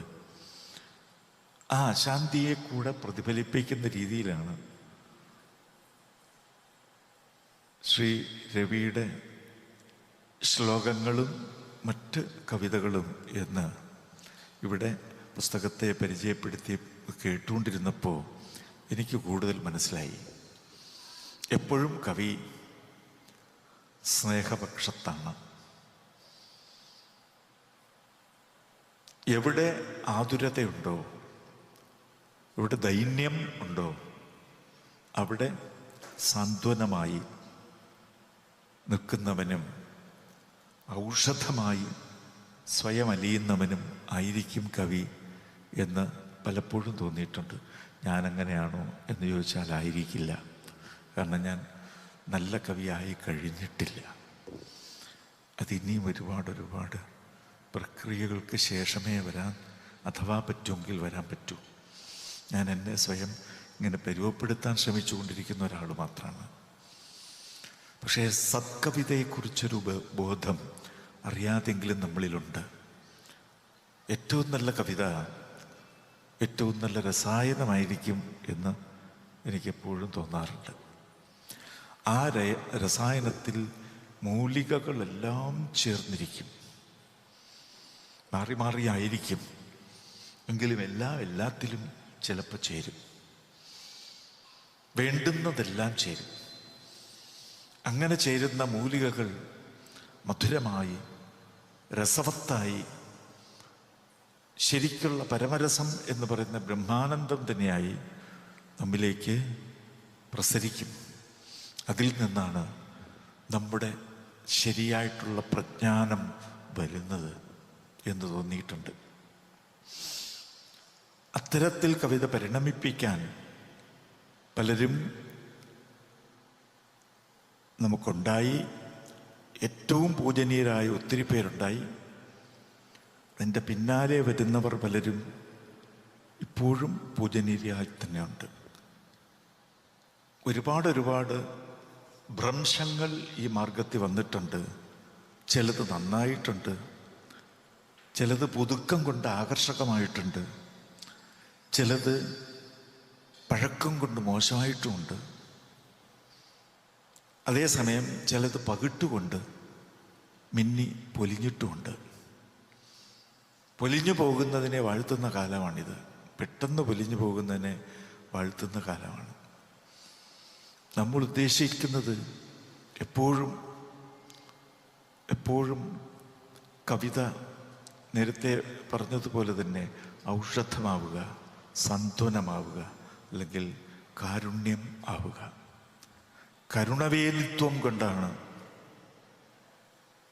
ഒരു മുനി ആദ്യം കവിത എഴുതി എന്ന് പറയുന്നത്. അതുകൊണ്ട് ശോകാർത്തേന പ്രവൃത്തോമേ ശ്ലോകോ ഭവതി ന അന്യഥ എന്ന് അദ്ദേഹം തന്നെ പറഞ്ഞു. ശോകാർത്തനായിട്ടാണ് എന്നിൽ നിന്ന് ഈ വാക്ക് വന്നത്. കിമിതം വ്യാഹൃതം മയാ, എന്തുകൊണ്ടാണ് ഞാനിങ്ങനെ ഉച്ചരിച്ചു പോയത്? ഉച്ചരിച്ചു പോയപ്പോ അത് തന്ത്രീലയ സമന്വിതമായി, അത് ഛന്ദസ്സായി. കവിത ശരിക്കും പ്രപഞ്ചത്തിൻ്റെ ആത്മഛന്ദസ്സുകൂടെ കലർന്നതാണ്. എല്ലാതരം ഭാവഛന്ദസ്സുകളെയും വഹിക്കുന്നതാണ്. ആ ഛന്ദസ്സാണ് നമ്മെ ശരിയായ കവിത എന്ന് നിവേദിപ്പിച്ചു തരുന്നത്. ഛന്ദസ്സിലൂടെ അല്ലാതെ കവിത അറിയാനൊക്കും എന്ന് എന്നെപ്പോലുള്ള ഒരാളിന് തോന്നുന്നില്ല. അത് ഛന്ദസ് നന്നായി അറിയുന്ന ശ്രീകൃഷ്ണൻ എന്ത് പറയുമെന്ന് എനിക്ക് പിടിയില്ല. ആ ഛന്ദസ് വേണ്ടെന്ന് വെച്ച കാലമാണിത്, പുതിയ കാലം. കാരണം കവിതയെന്ന് പറഞ്ഞാൽ അക്ഷരങ്ങളുടെ താളത്തിലുള്ള അടുക്കല്ല എന്നൊരു തോന്നൽ ആളുകൾക്കുണ്ടായതാണ്. അക്ഷരങ്ങൾ താളത്തിൽ ആരും കട്ട പുറക്കി വയ്ക്കുന്ന മാതിരി അടുക്കി വെച്ചാൽ അത് ഛന്ദസ്സാവും എന്ന് ഞാൻ വിചാരിക്കുന്നില്ല. ഒരു കട്ട പുറക്കി അടുക്കി വയ്ക്കലല്ല, സ്വയമേ ഉള്ള വിടരലിൽ വരുന്ന ചൈതന്യത്തിൻ്റെ താളം, അത് തന്നെയാണ് ഛന്ദസ്. വിടർന്നുകൊണ്ടിരിക്കുന്ന എല്ലായിടത്തും ഈ ഛന്ദസ് ഉണ്ട്. സ്വയം ആവിഷ്കരിച്ചു കൊണ്ടിരിക്കുന്ന എല്ലാത്തിലും ഈ ഛന്ദസ് ഉണ്ട്. അത് നാദമായി, അല്ലെങ്കിൽ സ്പന്ദമായി, അല്ലെങ്കിൽ തരംഗമായി നമ്മുടെ അകത്ത് പ്രസരിക്കും. അങ്ങനെ പല രീതിയിൽ പ്രസരിച്ചതിനെ പല രീതിയിൽ ചിലർ എടുത്തളന്നു വച്ചു. അതങ്ങനെയായി. അതുകൊണ്ട് ഛന്ദസ്സിൽ എഴുതുന്നത് പാപമാണ്, മോശമാണ്, പഴഞ്ചനാണ്, യാഥാസ്ഥിതികമാണ്, പിന്തിരിപ്പനാണ് എന്നൊക്കെ പറയുന്നത് തന്നെ അജ്ഞത കൊണ്ടാണ് എന്ന് കരുതി പോകുന്ന ആളാണ്. അങ്ങനെ വർഗത്തിൽപ്പെട്ട ആളാണ് ഞാൻ. നല്ല ഗദ്യത്തിൽ പോലും മനോഹരമായ ഛന്ദസ്സുണ്ട്. ഛന്ദോഹീനോ ന ശബ്ദോസ്തി ന ഛന്ദസ് ശബ്ദവർജിതം. ഛന്ദോഹീനമായി ശബ്ദമേ ഇല്ല. ശബ്ദം എന്ന് പറഞ്ഞാൽ കവിതയിലും ജീവിതത്തിലും ആവിഷ്കൃതമാകുന്ന ശബ്ദം. തീർച്ചയായിട്ടും ഛന്ദസ്സില്ലാതെ ശബ്ദമില്ല. ഛന്ദസ് ശബ്ദമില്ലാതെയും ഇല്ല. ശബ്ദമില്ലാതെ, ഭാഷയിലെ ശബ്ദം ഇല്ലാതെ ഛന്ദസ്സില്ല, ഛന്ദസ്സില്ലാതെ ശബ്ദവുമില്ല എന്ന് ഭരതമുനി പറയണമെങ്കിൽ അത് ഉള്ളറിവിൽ നിന്നാണ്. അത് വിശ്വസിക്കാതിരിക്കണമെങ്കിൽ ഞാൻ നിഷേധിയായിരിക്കും. പൂർവന്മാരുടെ അറിവിനെ നിഷേധിക്കുന്നത് ഒരു ആധുനിക ശൈലിയായിരിക്കും. എൻ്റെ ഈ ജീനുകളിലുള്ള താളത്തിനെ എനിക്ക് നിഷേധിക്കാൻ ഒക്കുമോ എന്ന് ഞാൻ ആലോചിക്കാറുണ്ട്. ഈ താളമില്ലെങ്കിൽ ഞാനില്ല. എൻ്റെ വാക്കില്ല, എൻ്റെ ദംഭങ്ങളൊന്നുമില്ല, അഭിമാനങ്ങളൊന്നുമില്ല, സങ്കല്പങ്ങളുമില്ല. ഈ എല്ലാം ഇരിക്കുന്നത് ആ ജീനിനകത്താണ്. അതാണ് നൈർമല്യ നീർത്തെളി എന്ന് പറഞ്ഞത്. അമ്മയെക്കുറിച്ചുള്ള ശ്രീ രവിയുടെ കവിതയിൽ നൈർമല്യത്തിൻ്റെ നീരിൻ നേര്, സ്വച്ഛ നൈർമല്യ നീരിൻ നേര്. അമ്മയുടെ പാൽത്തുള്ളിക്ക്, അമ്മയുടെ സ്നേഹത്തിൻ്റെ ധാരയ്ക്ക്, ആത്മീയ ധാരയ്ക്ക് ഇതിൽ പരമൊന്നും പറയാനില്ല. സ്വച്ഛവും നിർമ്മലവും ആയ നീരിൻ്റെ നേര്, ആ നേരാണ് ശരിക്കും നാം നുകരാവുന്നത്. ആ നേരറിഞ്ഞവനിൽ നിന്നാണ് നല്ല ഛന്ദസ് ഒഴുകി വരുന്നത്. അമ്മയുടെ പാൽത്തുള്ളി പോലെ നേരാണ് ഛന്ദസ്. ആ നീരിൻ്റെ നേര് തന്നെയാണ് ഛന്ദസ്സിൽ വരുന്ന നേരും. കാരണം അത് സൃഷ്ടിയുടെ ഒഴുക്കാണ്, സൃഷ്ടിയുടെ പാൽത്തുള്ളിയാണ്. ആ തുള്ളികൾ അറിയാതെ ആവിഷ്കരിച്ചു പോകുന്നത്, അറിയാതെ വന്നു പോകുന്നത് ലോകത്തോടുള്ള ആത്മസംലയം കൊണ്ടാണ് എന്നാണ് ഞാൻ മനസ്സിലാക്കുന്നത്. അതുകൊണ്ടാണ് കവിയിൽ നിന്ന്, വാൽമീകിയിൽ നിന്ന് അത്തരത്തിൽ വാക്കൊഴുകി വന്നത്. ആത്മസംലയം ഉണ്ടെങ്കിൽ കവിത ഛന്ദോമയമായിരിക്കും എന്നത് ഉറപ്പാണ്. ശ്രീ രവി എഴുതിയിരിക്കുന്നത് കൂടുതലും ഈ ഛന്ദസ്സുകളിലാണ്. അതിൽ നമ്മുടെ ഏറ്റവും പ്രയാസമുള്ള ചില വൃത്തങ്ങൾ മുതൽ പലരും പിന്തുടരുന്ന സംസ്കൃതത്തിലെ ചില ഛന്ദോ മാതൃകകൾ വരെ ഉണ്ട്. ലോകത്തെ ഏറ്റവും കൂടുതൽ ഏതൊരു ഛന്ദസ്സിൽ എഴുതപ്പെട്ടു എന്ന് ചോദിച്ചാൽ നമുക്കറിയാം, ഏറ്റവും കൂടുതൽ എഴുതപ്പെട്ട ഛന്ദസ് അനുഷ്ടുപ്പാണ്. ലോകത്തൊരു ഭാഷയിലും ഇത്രയധികം എഴുതപ്പെട്ട് കാണില്ല എന്നെനിക്ക് തോന്നുന്നു. ഞാൻ അല്പമാത്രജ്ഞനാണ്. പക്ഷേ ഇത്രയും അധികം വേറെ പല കഴിയുന്നത്ര കിട്ടാവുന്ന പല പ്രഭവങ്ങളും വെച്ച് അന്വേഷിച്ചപ്പോഴുള്ള അറിവനുസരിച്ച് അനുഷ്ടുപ്പിൽ എഴുതിയിട്ടുള്ള ശ്ലോകങ്ങളുടെ സംഖ്യ ലോക സാഹിത്യത്തിലുള്ള പല സാഹിത്യങ്ങളും കൂട്ടിവെച്ചാൽ കാണില്ല. മൊത്തം മഹാഭാരതം പോലും ഹോമറും ഇലിയഡും ചേർത്ത് വെച്ചാൽ ഉള്ളതിൻ്റെ 8 ഇരട്ടിയുണ്ടെന്നാണ് പറയുന്നത്. മഹാഭാരതം പോലും, പിന്നെ എത്ര എത്ര എത്ര എത്ര കിടക്കുന്നു. ആ അനുഷ്ടുപ്പിൽ എഴുതിയ ഒരു കവിതയാണത്രേ പാതിമുദ്ര, അല്ലേ? ഞാൻ അധികം സംസാരിക്കുന്നില്ല. അതിന് ഈ കവിത മുഴുവൻ വായിച്ചു നോക്കുമ്പോഴേ എനിക്കത് പിടികിട്ടുള്ളൂ, പറയാൻ ഞാൻ ശക്തനാകും. പ്രത്യേകിച്ച് വസന്ത സുഷമയെക്കുറിച്ച് ഡോക്ടർ ശ്രീകൃഷ്ണൻ ഇതിനകത്ത് എഴുതിയിട്ടുണ്ട്. അദ്ദേഹം എഴുതിയതിനപ്പുറം പറയാൻ എനിക്ക് പറ്റുമെന്ന് എനിക്കും ഒരിക്കലും തോന്നുന്നില്ല, തീർച്ചയായിട്ടും. അതുകൊണ്ട് അതിനെ നമസ്കരിച്ചുകൊണ്ട് തന്നെ ഞാൻ ആ കവിതയുടെ ഒരു ഏതാണ് ആ കവിത എന്ന് എൻ്റെ കണ്ണിൽപ്പെട്ടില്ല, ഞാൻ നോക്കാം. സൂചികയുണ്ടോ? ഇല്ല, ഉള്ളടക്കം പറഞ്ഞിട്ടില്ല.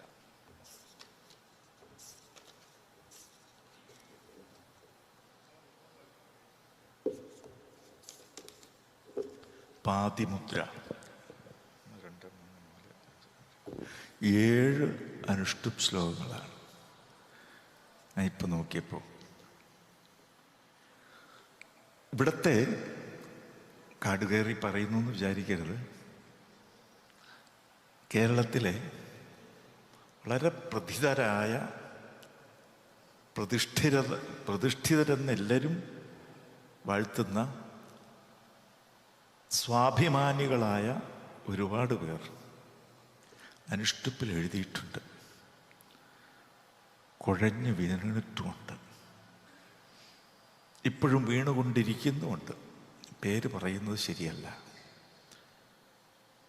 എഴുതി നോക്കിയിട്ട് പറ്റാത്തത് കൊണ്ട് പിന്നെ കാളിദാസൻ പറഞ്ഞ പോലെ പ്രാംശുലഭ്യേ ഫലേ ലോഭാത് ഉദ്ബാഹുരിവ വാമന, ആ തരത്തിൽ നിന്നിട്ട് തിരിഞ്ഞു നോക്കി തുപ്പുന്നവരും ഉണ്ട്. ഞാൻ ശ്രദ്ധിച്ചിട്ടുണ്ട്. നമുക്കൊന്ന് ചിരിക്കാനേ തോന്നുള്ളൂ, വേറൊന്നുമില്ല. നല്ലത് വരട്ടെ എന്ന് പ്രാർത്ഥിക്കാം. ഏറ്റവും നല്ല ഭദ്രമായ അനുഷ്ടുപ്പിന് വല്ലാത്തൊരു ശക്തിയുണ്ടെന്നാണ് എനിക്ക് തോന്നുന്നത്. 256 താളങ്ങളിൽ എഴുതാം, അല്ലേ? അനുഷ്ടുപ്പ് 256 താളങ്ങളിൽ ഈ 32 അക്ഷരം വെച്ച് നമുക്ക് തട്ടിപ്പെരുക്കാം. ഒരു വല്ലാത്ത താളപ്രസ്ഥാരമാണ് അത്. അതിലേക്ക് കടക്കുന്നില്ല. പക്ഷേ ഞാൻ വിസ്മയിച്ചു പോയത് പാതിമുദ്ര ഇവിടെ ചൊല്ലിക്കേട്ടപ്പോഴാണ്. ഇവിടെ ഒരു ശബ്ദത്തിൽ കേട്ടു.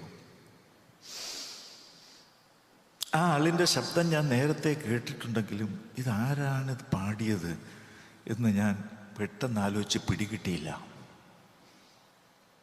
ഞാൻ രഹസ്യമായിട്ട് ശ്രീ രവിയോട് ചോദിച്ചു, ആരാ പാടിയത്? അപ്പോൾ മനസ്സിലായി, വൃന്ദയാണ് പാടിയത്. ആ സമയത്ത് എനിക്ക് ഒരു വലിയ ആഗ്രഹം മനസ്സിലുണ്ടായി, അതിവിടെ പ്രകാശിപ്പിക്കാം. ഈ കവിത ഉൾപ്പെടെ പല കവിതകളും വൃന്ദയുടെ ശബ്ദത്തിൽ അല്ലെങ്കിൽ സമാനമായ ശബ്ദത്തിൽ ഇതേ ഭാവ സൗന്ദര്യത്തോടെ ഇതേ ഭാവശക്തിയോടെ പാടി ലോകത്തിന് കൊടുക്കണം.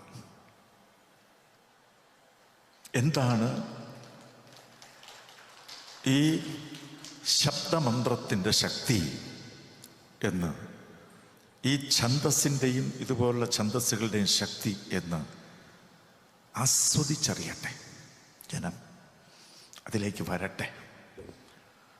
നമ്മുടെ കവികളുടെ ധർമ്മങ്ങളിലൊന്ന് ജനതയെ ഈ മഹാനാദത്തിൻ്റെ ഒഴുക്കിലൂടെ കൊണ്ടുപോയി ഒരുമിപ്പിക്കുക എന്നതും കൂടിയാണ്.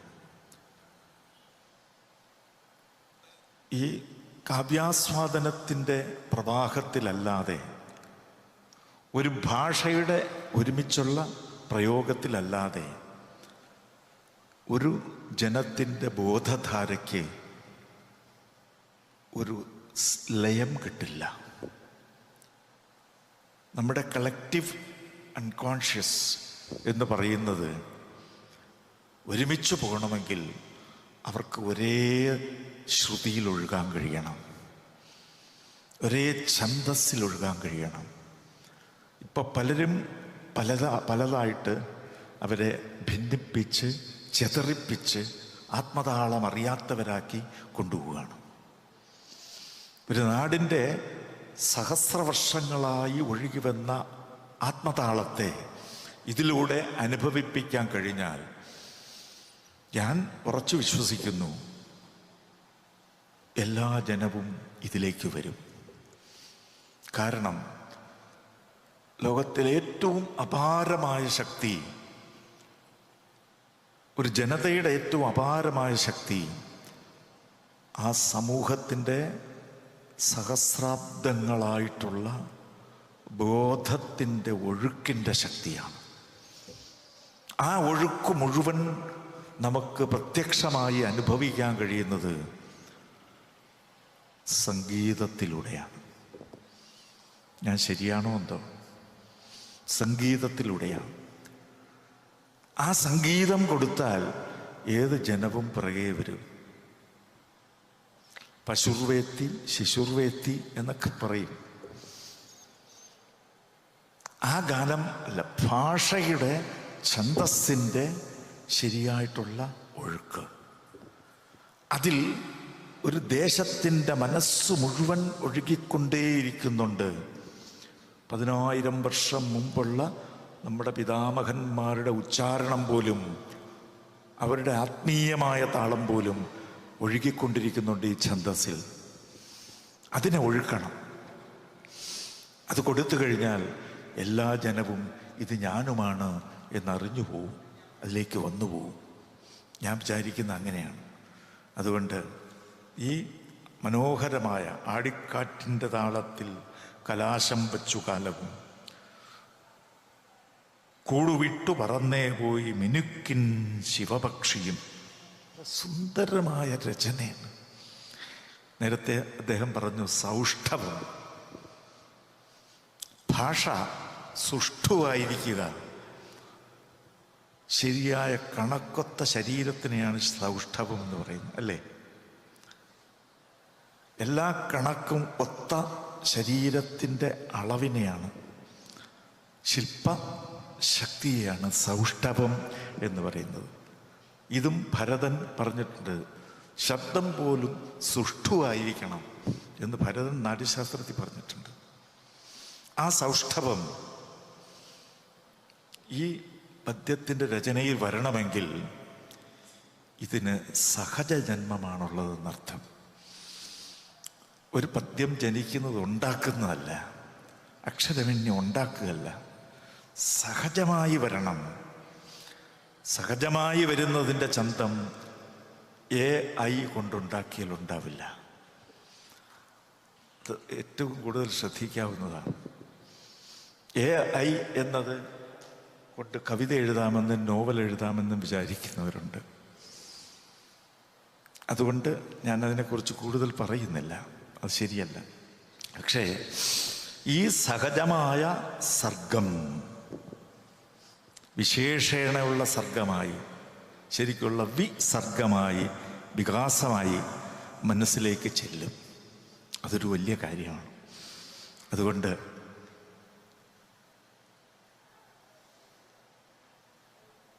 ഭാവപൂർണിമയുൾക്കൊണ്ട പാതിമുദ്ര നിലയ്ക്കവേ വിജനേബത എന്നെങ്ങും നളവിഹ്വല വീജികൾ കലതൻ വസ്ത്രമാണിന്നു കൊണ്ടുപോയതു പത്രികൾ. എന്തായത്? എനിക്ക് ഇത് ഇങ്ങനെ എഴുതാൻ പറ്റിയെങ്കിൽ തീർച്ചയായും ആധുനിക കവികൾക്ക് അപ്രാപ്യമോ അഗോചരമോ ആയിട്ടുള്ള ഒരു ഏറ്റവും വലിയ സംസ്കാര സംഗമമുള്ള വരികൾ. ഒരു നല്ല കവിയിൽ പൂർവജീവിത സംസ്കാരങ്ങളെല്ലാം പല വിധത്തിൽ പല പ്രകാരത്തിൽ ജന്മമിട്ട് വരും. അതിലൊന്നാണ് ഈ നളചരിതത്തിലെ കലതൻ വസ്ത്രമാണിന്ന് കൊണ്ടുപോയത് പത്രികൾ എന്ന വരികൾ കൂടെ ധ്വനിച്ചു വരുന്നത്. ഇത്തരം ധ്വനിമയമായ കാവ്യങ്ങളെ ജനങ്ങൾക്ക് ശബ്ദാനുഭവ രൂപത്തിൽ ബോധ്യപ്പെടുത്തി കൊടുക്കണം, അനുഭവപ്പെടുത്തി കൊടുക്കണം എന്നതാണ് എൻ്റെ ആഗ്രഹം. ആ ആഗ്രഹമാണ് ഞാനിവിടെ പ്രകാശിപ്പിച്ചത്. ശബ്ദാനുഭവ രൂപത്തിൽ. കാരണമുണ്ട്, നേരത്തെ പറയാറുണ്ടല്ലോ, പഞ്ചാരയെക്കുറിച്ച് എത്ര പ്രബന്ധം എഴുതിയാലും അത് അനുഭവിക്കാൻ പറ്റില്ല. ഇത് അനുഭവിപ്പിച്ചു കൊടുക്കണം നാദരൂപത്തിൽ. ഇതും ഭദ്രനാദമായിരിക്കണം. ആരെങ്കിലും ചൊല്ലിയാൽ പോരാ, വൃന്ദ മാത്രം പാടിയാലും മതിയെന്ന് എനിക്ക് തോന്നുന്നു. അത്രമേൽ അന്യൂനാണ്. നാദവും ഭാവവും ശബ്ദത്തിൻ്റെ മാത്രാബന്ധവും എല്ലാം സുന്ദരമാണ്. ശരിക്കും നല്ല മാത്രാബോധം ഉള്ള ആൾക്കാർക്കാണ് നന്നായിട്ട് കവിത ചൊല്ലാൻ പറ്റുന്നത്. ആ മാത്രാബോധമില്ലാതെ ഒരുപാട് പേര് സംഗീതം ചെയ്ത് കവിതയെയും ഗാനത്തെയൊക്കെ നശിപ്പിച്ചിട്ടുണ്ട്. അക്ഷരത്തിൻ്റെ ജീവൻ അറിയുമ്പോഴാണ് ആ മാത്ര ഒട്ടും തെറ്റാതെ ശരിയായി സ്ഥാനവും താനവും എല്ലാം തെറ്റാതെ കൃത്യമായി വരുന്നത്.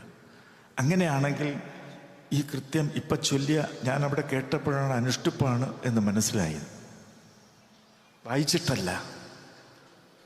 ഒരു വൃത്തത്തിൽ എഴുതപ്പെട്ട കവിത വായനയിൽ കൂടെ ഇന്ന ഛന്ദസ്സാണ് എന്ന് നമുക്ക് തിരിച്ചറിയാം. പലരും എടുത്തു വെച്ച് എഴുതി എണ്ണി നോക്കി, അക്ഷരം എണ്ണി ഗണം തിരിച്ചൊക്കെ നോക്കി വൃത്തികെടുത്തി അതിനെ കൊലച്ച് തള്ളും. ഒരു പൂവിൻ്റെയും സൗന്ദര്യം ഡിസെക്ഷനിൽ കൂടെ കാണാൻ പറ്റില്ല. അതെത്രയോ അസുന്ദരമാണ് എന്നേ തോന്നൂ. മുഖം ശ്ലേഷ്മാകാരം വദന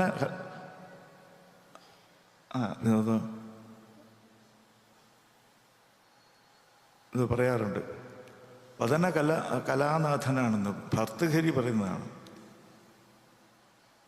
സ്തനവും മാംസക്ലിന്നം. ഇത് ഭർതൃഹരിയുടെ ശ്ലോകത്തിലുള്ളതാണ്. കനകകലശാവിത്യുപമിതവും. സ്തനം മാംസക്ലിന്നമാണ് നോക്കിയ, പക്ഷേ കനകകലശമാണ് എന്ന് നമ്മൾ വാഴ്ത്തും. ഇതുപോലെ സൗന്ദര്യം ഡിസെക്റ്റ് ചെയ്ത് നോക്കാൻ പോയാൽ പറ്റില്ല. അതിൻ്റെ സുഗന്ധവും രൂപത്തിൻ്റെ സൗഷ്ഠവവും അതിൽ നിന്ന് കിട്ടുന്ന മറ്റു ഗുണങ്ങളും ആകെക്കൂടെയുള്ള സൗന്ദര്യങ്ങളും നേരിട്ട് അകമേ അറിയുക, വിശകലനം ചെയ്ത് അറിയുകയല്ല. അതുകൊണ്ടാണ് വ്യാഖ്യാതാവേത്തി ന കവി എന്ന് കവിതാരസചാതുര്യത്തിനെ കുറിച്ച് പറയുന്നത്. അതുകൊണ്ട് ശബ്ദരൂപത്തിൽ കഴിയുന്നത്ര വിശദീകരണങ്ങൾ വേണ്ടാന്നല്ല, ആവശ്യത്തിന് വേണ്ടുന്ന അത്യാവശ്യം പരിചയപ്പെടുത്താനുള്ള വിശദീകരണങ്ങളോടുകൂടി കൊടുത്തില്ലെങ്കിൽ ഇക്കാലത്ത് ആർക്കും ഒന്നും മനസ്സിലാവില്ല. അതും ഒരു പ്രശ്നമാണ്.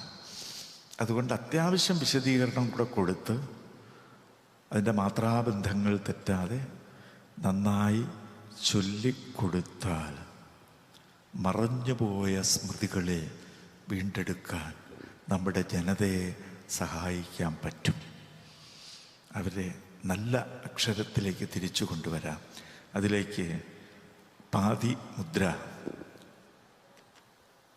തീർച്ചയായിട്ടും പാലനം ചെയ്യുന്ന മുദ്രയായി, പാതി എന്നതിന് പാലനം ചെയ്യുന്നു അല്ലേ, പാലനം ചെയ്യുന്ന മുദ്രയായി മാറാൻ കഴിയട്ടെ എന്നാണ് എൻ്റെ വിനീതമായ ഒരപേക്ഷ.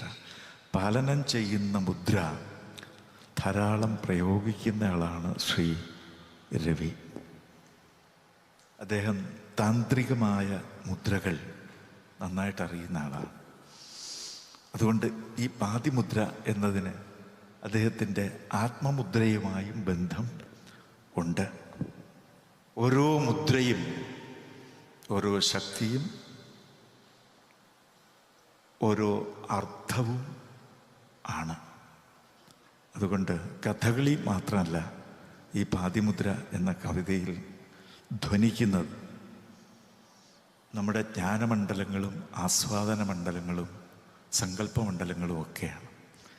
ഞാൻ ഈ കവിതയുടെ അകങ്ങളിലേക്കൊന്നും കിടക്കുന്നില്ല, കാരണം അങ്ങനെ പോകാനുള്ള കെൽപ്പ് പുസ്തകം ഒരുപാട് ശ്ലോകങ്ങളുണ്ട്. ആ ശ്ലോകങ്ങൾ ഒന്ന് വായിച്ചെങ്കിലും നോക്കാതെ എന്തെങ്കിലും പറയാൻ പോയാൽ എനിക്ക് കാല് തെറ്റും, കണ്ണ് തെറ്റും, നാവും തെറ്റും. കഴിയുന്നത്ര തെറ്റ് മനുഷ്യരിലേക്ക് കൊടുക്കാൻ കഴിയരുതേ എന്നാണ് പ്രാർത്ഥന. അതുകൊണ്ട് ഈ പുസ്തകത്തിൻ്റെ ഈ ഏറ്റവും നല്ല ഭാഷയിൽ, ഏറ്റവും നല്ല ഭാവത്തിൽ, ഏറ്റവും നല്ല ചൈതന്യത്തിൽ എഴുതപ്പെട്ടിരിക്കുന്ന ഈ ശ്ലോകങ്ങളുടെയും അല്ലാത്ത കവിതകളുടെയും സമാഹാരത്തിന് പാതിമുദ്രയ്ക്ക് സർവവിധമായ സ്വീകാരവും സാഫല്യവും വരട്ടെ എന്ന് പ്രാർത്ഥിക്കുന്നു. മലയാളത്തിൻ്റെ കാവ്യപാരമ്പര്യത്തിൽ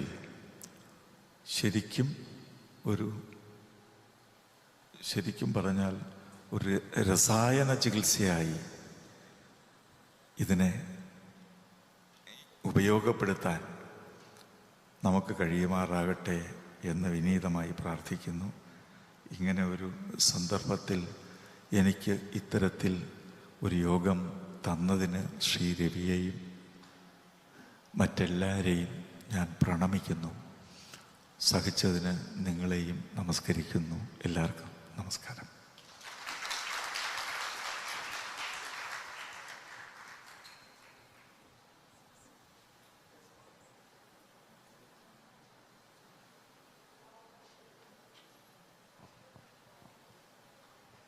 മഹാത്മാക്കളുടെ വാക്കുകളെ അർത്ഥം അനുധാവനം ചെയ്യുന്നു എന്നാണ് നമ്മുടെ പുരാണങ്ങൾ പറഞ്ഞിട്ടുള്ള, മഹാകവി പറഞ്ഞിട്ടുള്ളത്.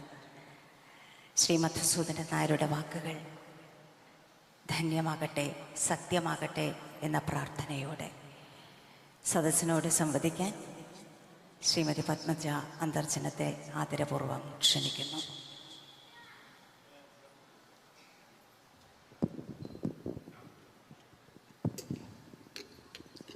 വേദിയിലിരിക്കുന്ന വിശിഷ്ട വ്യക്തികളെ, സദസ്സിലുള്ളവരെ, നമസ്കാരം. ഇന്നത്തെ ഒരു ദിവസം, ഒരു കൊല്ലമായി എൻ്റെ മനസ്സിൻ്റെ ഉള്ളിലൊരു തിങ്ങലും വിങ്ങലൊക്കെ ഉണ്ട്. എങ്കിലും 2 വാക്ക് സംസാരിക്കാം എന്ന് മാത്രമേ വിചാരിക്കുന്നുള്ളൂ. കാവനാട് രവിയെ പറ്റി പറയുകയെന്ന് വെച്ചാൽ, ഇവരൊക്കെ ഈ സൗവർണികരുള്ളവർ പറയാൻ ജാതവേദേട്ടൻ എന്നാണ് പറയുക.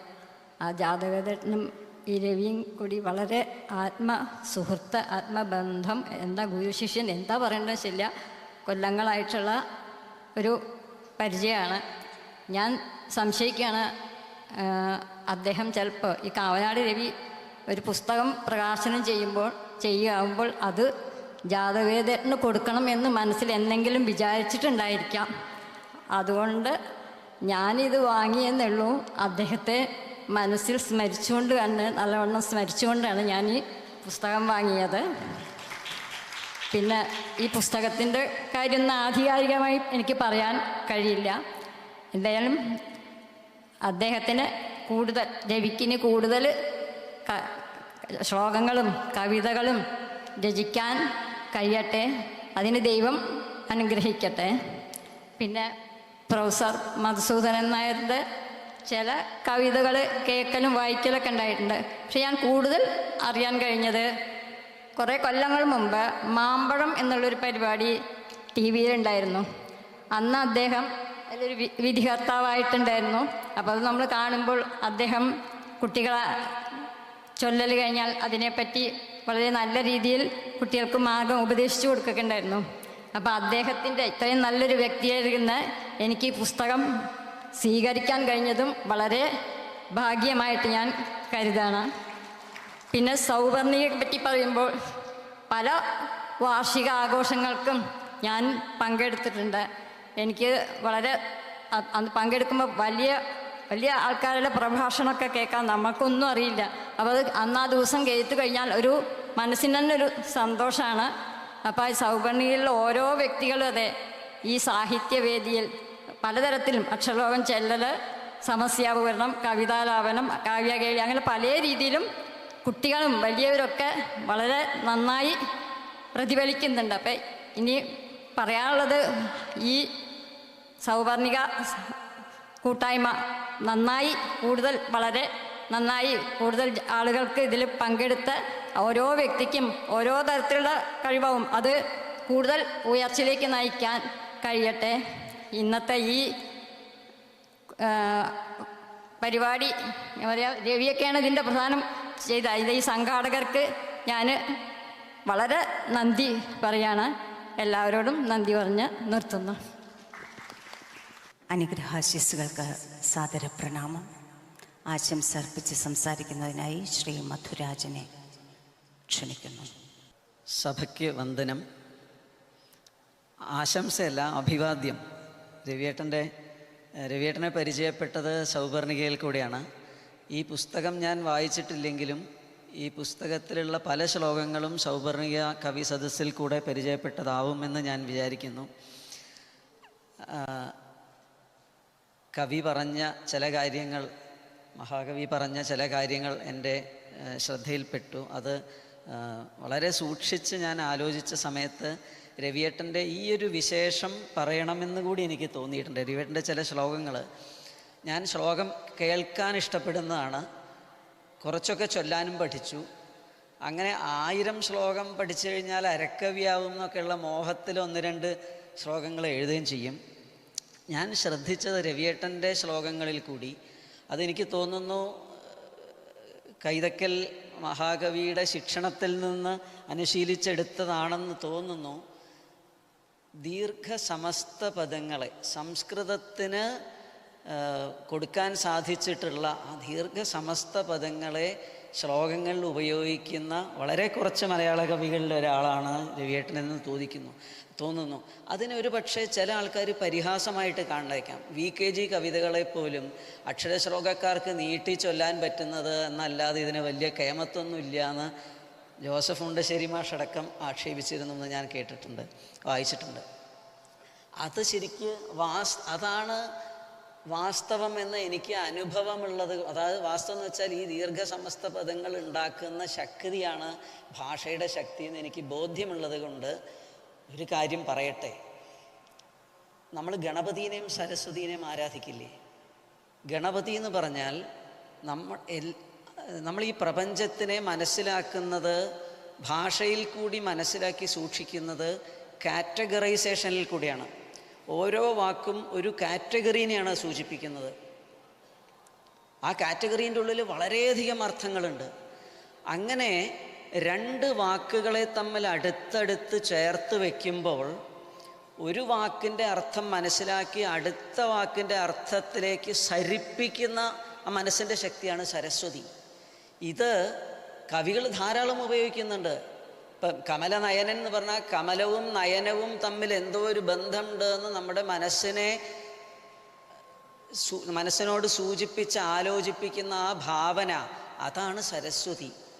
അത് ദീർഘസമസ്ത പദങ്ങളിൽ സരസ്വതി നല്ലോണം വിളയാടുന്നത് കൊണ്ടാണ് അത് ഉപയോഗിക്കാൻ കവികൾക്ക് സാധിക്കുന്നത്. ഇത് ചെറിയൊരു കാര്യമല്ല. അനേകം കാലം എന്ന് പറഞ്ഞ ടൈം സെൻസ് അല്ല, അനേകം അധ്വാനം ചെയ്തിട്ടുള്ള ശിക്ഷണത്തിൽ കൂടി നേടുന്നതാണ്. ഈ ശ്ലോകങ്ങൾ പഠിക്കാൻ അക്ഷരശ്ലോകം ചൊല്ലുന്ന ആൾക്കാർക്ക് വളരെ സന്തോഷമായിരിക്കും. മഹാകവി പറഞ്ഞു ഇവിടെ അദ്ദേഹത്തിൻ്റെയും മറ്റ് നല്ല കവിതകളും വൃന്ദ ശ്രീകൃഷ്ണേട്ടൻ്റെ വൈഫ് ചൊല്ലിയത് അങ്ങനെ ചൊല്ലി കേൾക്കാൻ താല്പര്യമുണ്ട് എന്ന് പറഞ്ഞു. വാസ്തവത്തിൽ ഒരു കവി ഇന്ന് ആഗ്രഹിക്കുന്നത്, ഛന്ദോബദ്ധത കൈവിടാത്ത കവി ആഗ്രഹിക്കുന്നത് പട്ടോ അവാർഡോ നിരൂപകന്മാരുടെ സ്തുതികളോ ഒന്നുമല്ല. നന്നായി ശ്ലോകം ചൊല്ലുന്ന ആൾക്കാർ എൻ്റെ കവിത ചൊല്ലട്ടെ. അതാണ് ശരിക്ക് ഒരു നല്ലൊരു കവി, ശ്ലോകം എഴുതുന്ന കവി ആഗ്രഹിക്കുന്നത്. അങ്ങനത്തെയുള്ള അങ്ങനെ എനിക്ക് തോന്നുന്നില്ല വൃത്തമില്ലാത്ത കവിതകൾ ആരെങ്കിലും ഓർമ്മിച്ച് വെക്കുന്നുണ്ടെന്ന്. വൃത്തമുള്ള കവികളിൽ കൂടിയാണ് ആ കവിത നിലനിൽക്കുന്നത്. എത്രയോ ആയിരം കൊല്ലം മുമ്പുള്ള രാമായണം മനസ്സിൽ നിൽക്കുന്നത് അത് ഛന്ദോബദ്ധമായി ആൾക്കാർക്ക് താളത്തിലുള്ള കാര്യങ്ങൾ സൂക്ഷിച്ചു വയ്ക്കാൻ തലച്ചോറിനുള്ള പ്രത്യേകത മനസ്സിലാക്കി നമ്മുടെ പൂർവികർ വൃത്തപദ്ധതി, താളബോധത്തെ ഉപയോഗിക്കുന്ന വൃത്തപദ്ധതി ഉണ്ടാക്കിയതുകൊണ്ടാണ് അത്തരം കവിതകൾ നിലനിൽക്കുന്നത്. അങ്ങനെ ശ്ലോകക്കാരുടെ മനസ്സിൽ രവിയേട്ടൻ്റെ ശ്ലോകങ്ങൾ വളരെ കാലം എന്തായാലും നിലനിൽക്കും. അത് അച്ചടിച്ച് പ്രസിദ്ധീകരിച്ചു എന്നുള്ളതുകൊണ്ടല്ല. രവിയേട്ടൻ്റെ പല ശ്ലോകങ്ങളും നമ്മൾ ചൊല്ലാറുമുണ്ട്.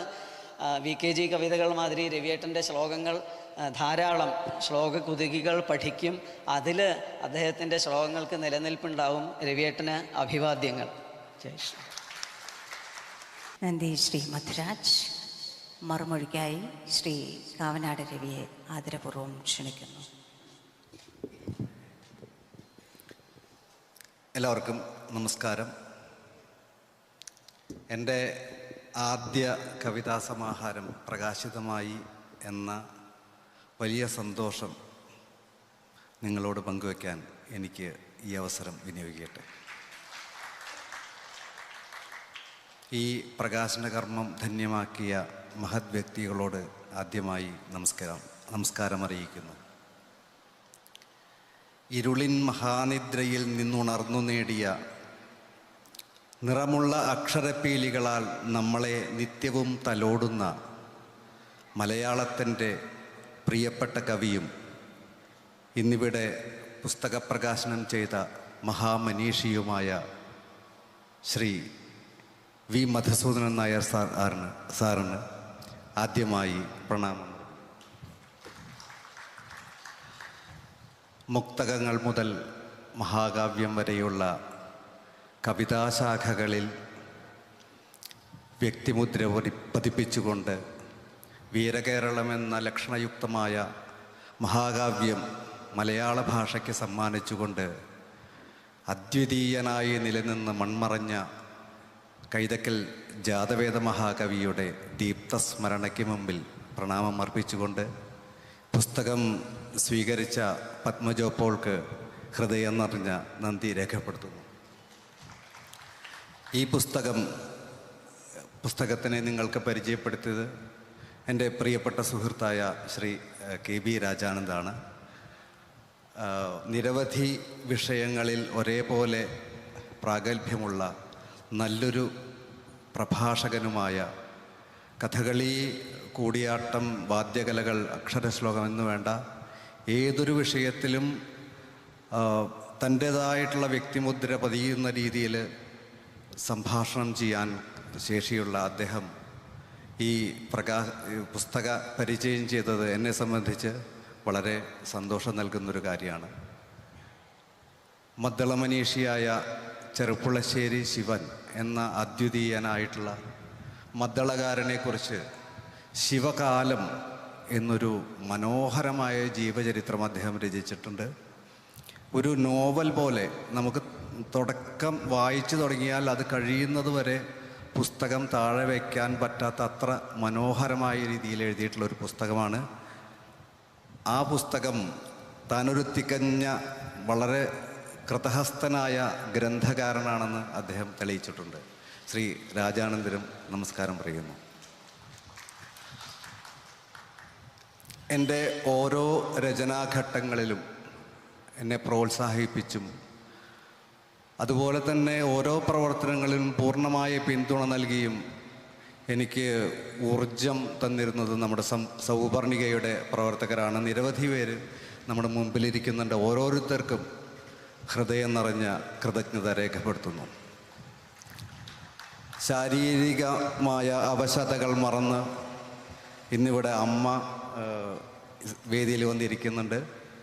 ഏറ്റവും സന്തോഷം നൽകുന്ന ഒരു സംഗതിയാണ്. അമ്മയ്ക്കും എൻ്റെ ഹൃദയം നിറഞ്ഞ അഭിവാദ്യം അർപ്പിക്കുന്നു. കാവ്യരചനാശേഷിയും സംസ്കൃതാഭിമുഖ്യവുമുള്ള ഒരു ജീവിത പങ്കാളിയെ കിട്ടിയത് ഒരു നേട്ടമായി കരുതുന്നു. ശ്രീജ, ഞാൻ എഴുതുന്ന ആദ്യം വായിച്ച അഭിപ്രായം പറയുന്നത് ശ്രീജയാണ്. ശ്രീജ എഴുതുന്നത് ഞാനും. അങ്ങനെ ഞങ്ങളൊരു പരസ്പരം കൊടുത്തു വാങ്ങിയാണ് ജീവിതം. ശ്രീജ ഇവിടെ വന്നിട്ടുണ്ട്. ശ്രീജയോടും എൻ്റെ ഹൃദയ അഭിവാദ്യം അർപ്പിക്കുന്നു. അക്ഷരശ്ലോകം എന്ന ഒരു കലയാണ്. എനിക്ക് എന്തെങ്കിലും എഴുതാൻ പറ്റിയിട്ടുണ്ടെങ്കിൽ അതിന് എന്നെ പ്രാപ്തനാക്കിയത് അക്ഷരശ്ലോകം എന്ന കലയാണ്. കുറേ ശ്ലോകങ്ങൾ പഠിച്ച് അങ്ങനെയുള്ള ഒരു അവസരത്തിലാണ് കുറച്ച് എഴുതിയാൽ എങ്ങനെ ഉണ്ടാവുമെന്ന് എഴുതി തുടങ്ങിയത്. ആദ്യകാലത്ത് എൻ്റെ ശ്ലോകങ്ങൾ എനിക്ക് പല ശ്ലോകങ്ങളിലും വൃത്തപരമായിട്ടുള്ള തെറ്റുകൾ ഒക്കെ സംഭവിക്കാറുണ്ട്. അത് പള്ളത്തേരി ദിവംഗതനായിട്ടുള്ള പള്ളത്തേരി നാരായണേട്ടനാണ് ആദ്യകാലത്ത് എനിക്ക് തിരുത്തി എന്നെ ആ രചനകളിലേക്ക് നേർവഴിക്ക് നയിച്ചിട്ടുള്ളത്. 1988 തോന്നുന്നു കൈതക്കൽ ജാതവേദേട്ടനെ ഒരു അവസരത്തിൽ പരിചയപ്പെടാനായത്. അന്നു മുതൽ അദ്ദേഹത്തിൻ്റെ വിയോഗം വരെയുള്ള കാലത്തിൽ ഒരു സുഹൃത്തായിട്ടും ഒരു ഗുരുനാഥനായിട്ടും അത്രയും ഹൃദയൈക്യത്തോടെ എന്നെ ഓരോ നിമിഷവും എന്നെ പിന്തുണ നൽകി സഹായിച്ചിരുന്നത് അദ്ദേഹമാണ്. ആ മനീഷിയുടെ സ്മരണയ്ക്ക് മുമ്പിൽ നമസ്കാരം അർപ്പിക്കുന്നു. എല്ലാ തിരക്കുകളും മാറ്റിവെച്ച് എന്നോടുള്ള സ്നേഹം മൂലം ഇവിടെ ധാരാളം സഹൃദയർ വന്നിട്ടുണ്ട്. ഓരോരുത്തർക്കും എൻ്റെ ഹൃദയംഗമമായ നന്ദി അറിയിക്കുന്നു. ഞാൻ എൻ്റെ ഈ വാക്കുകൾ ചുരുക്കുന്നു. നമസ്കാരം.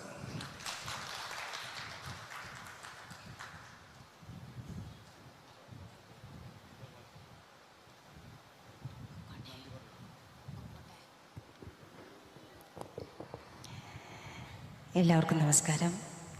സൗപർണിക സംഗമത്തിൻ്റെ ആദ്യ പുസ്തക പ്രകാശന ചടങ്ങ് ഇവിടെ പൂർണ്ണമായിരിക്കുകയാണ്. വേദിയിലും സദസ്സിലുമുള്ള എല്ലാവർക്കും ഒരിക്കൽ കൂടി നന്ദി പറഞ്ഞുകൊണ്ട് ഈ കാലാംശം ഇവിടെ പൂർണ്ണമായി എന്ന് അറിയിക്കുന്നു.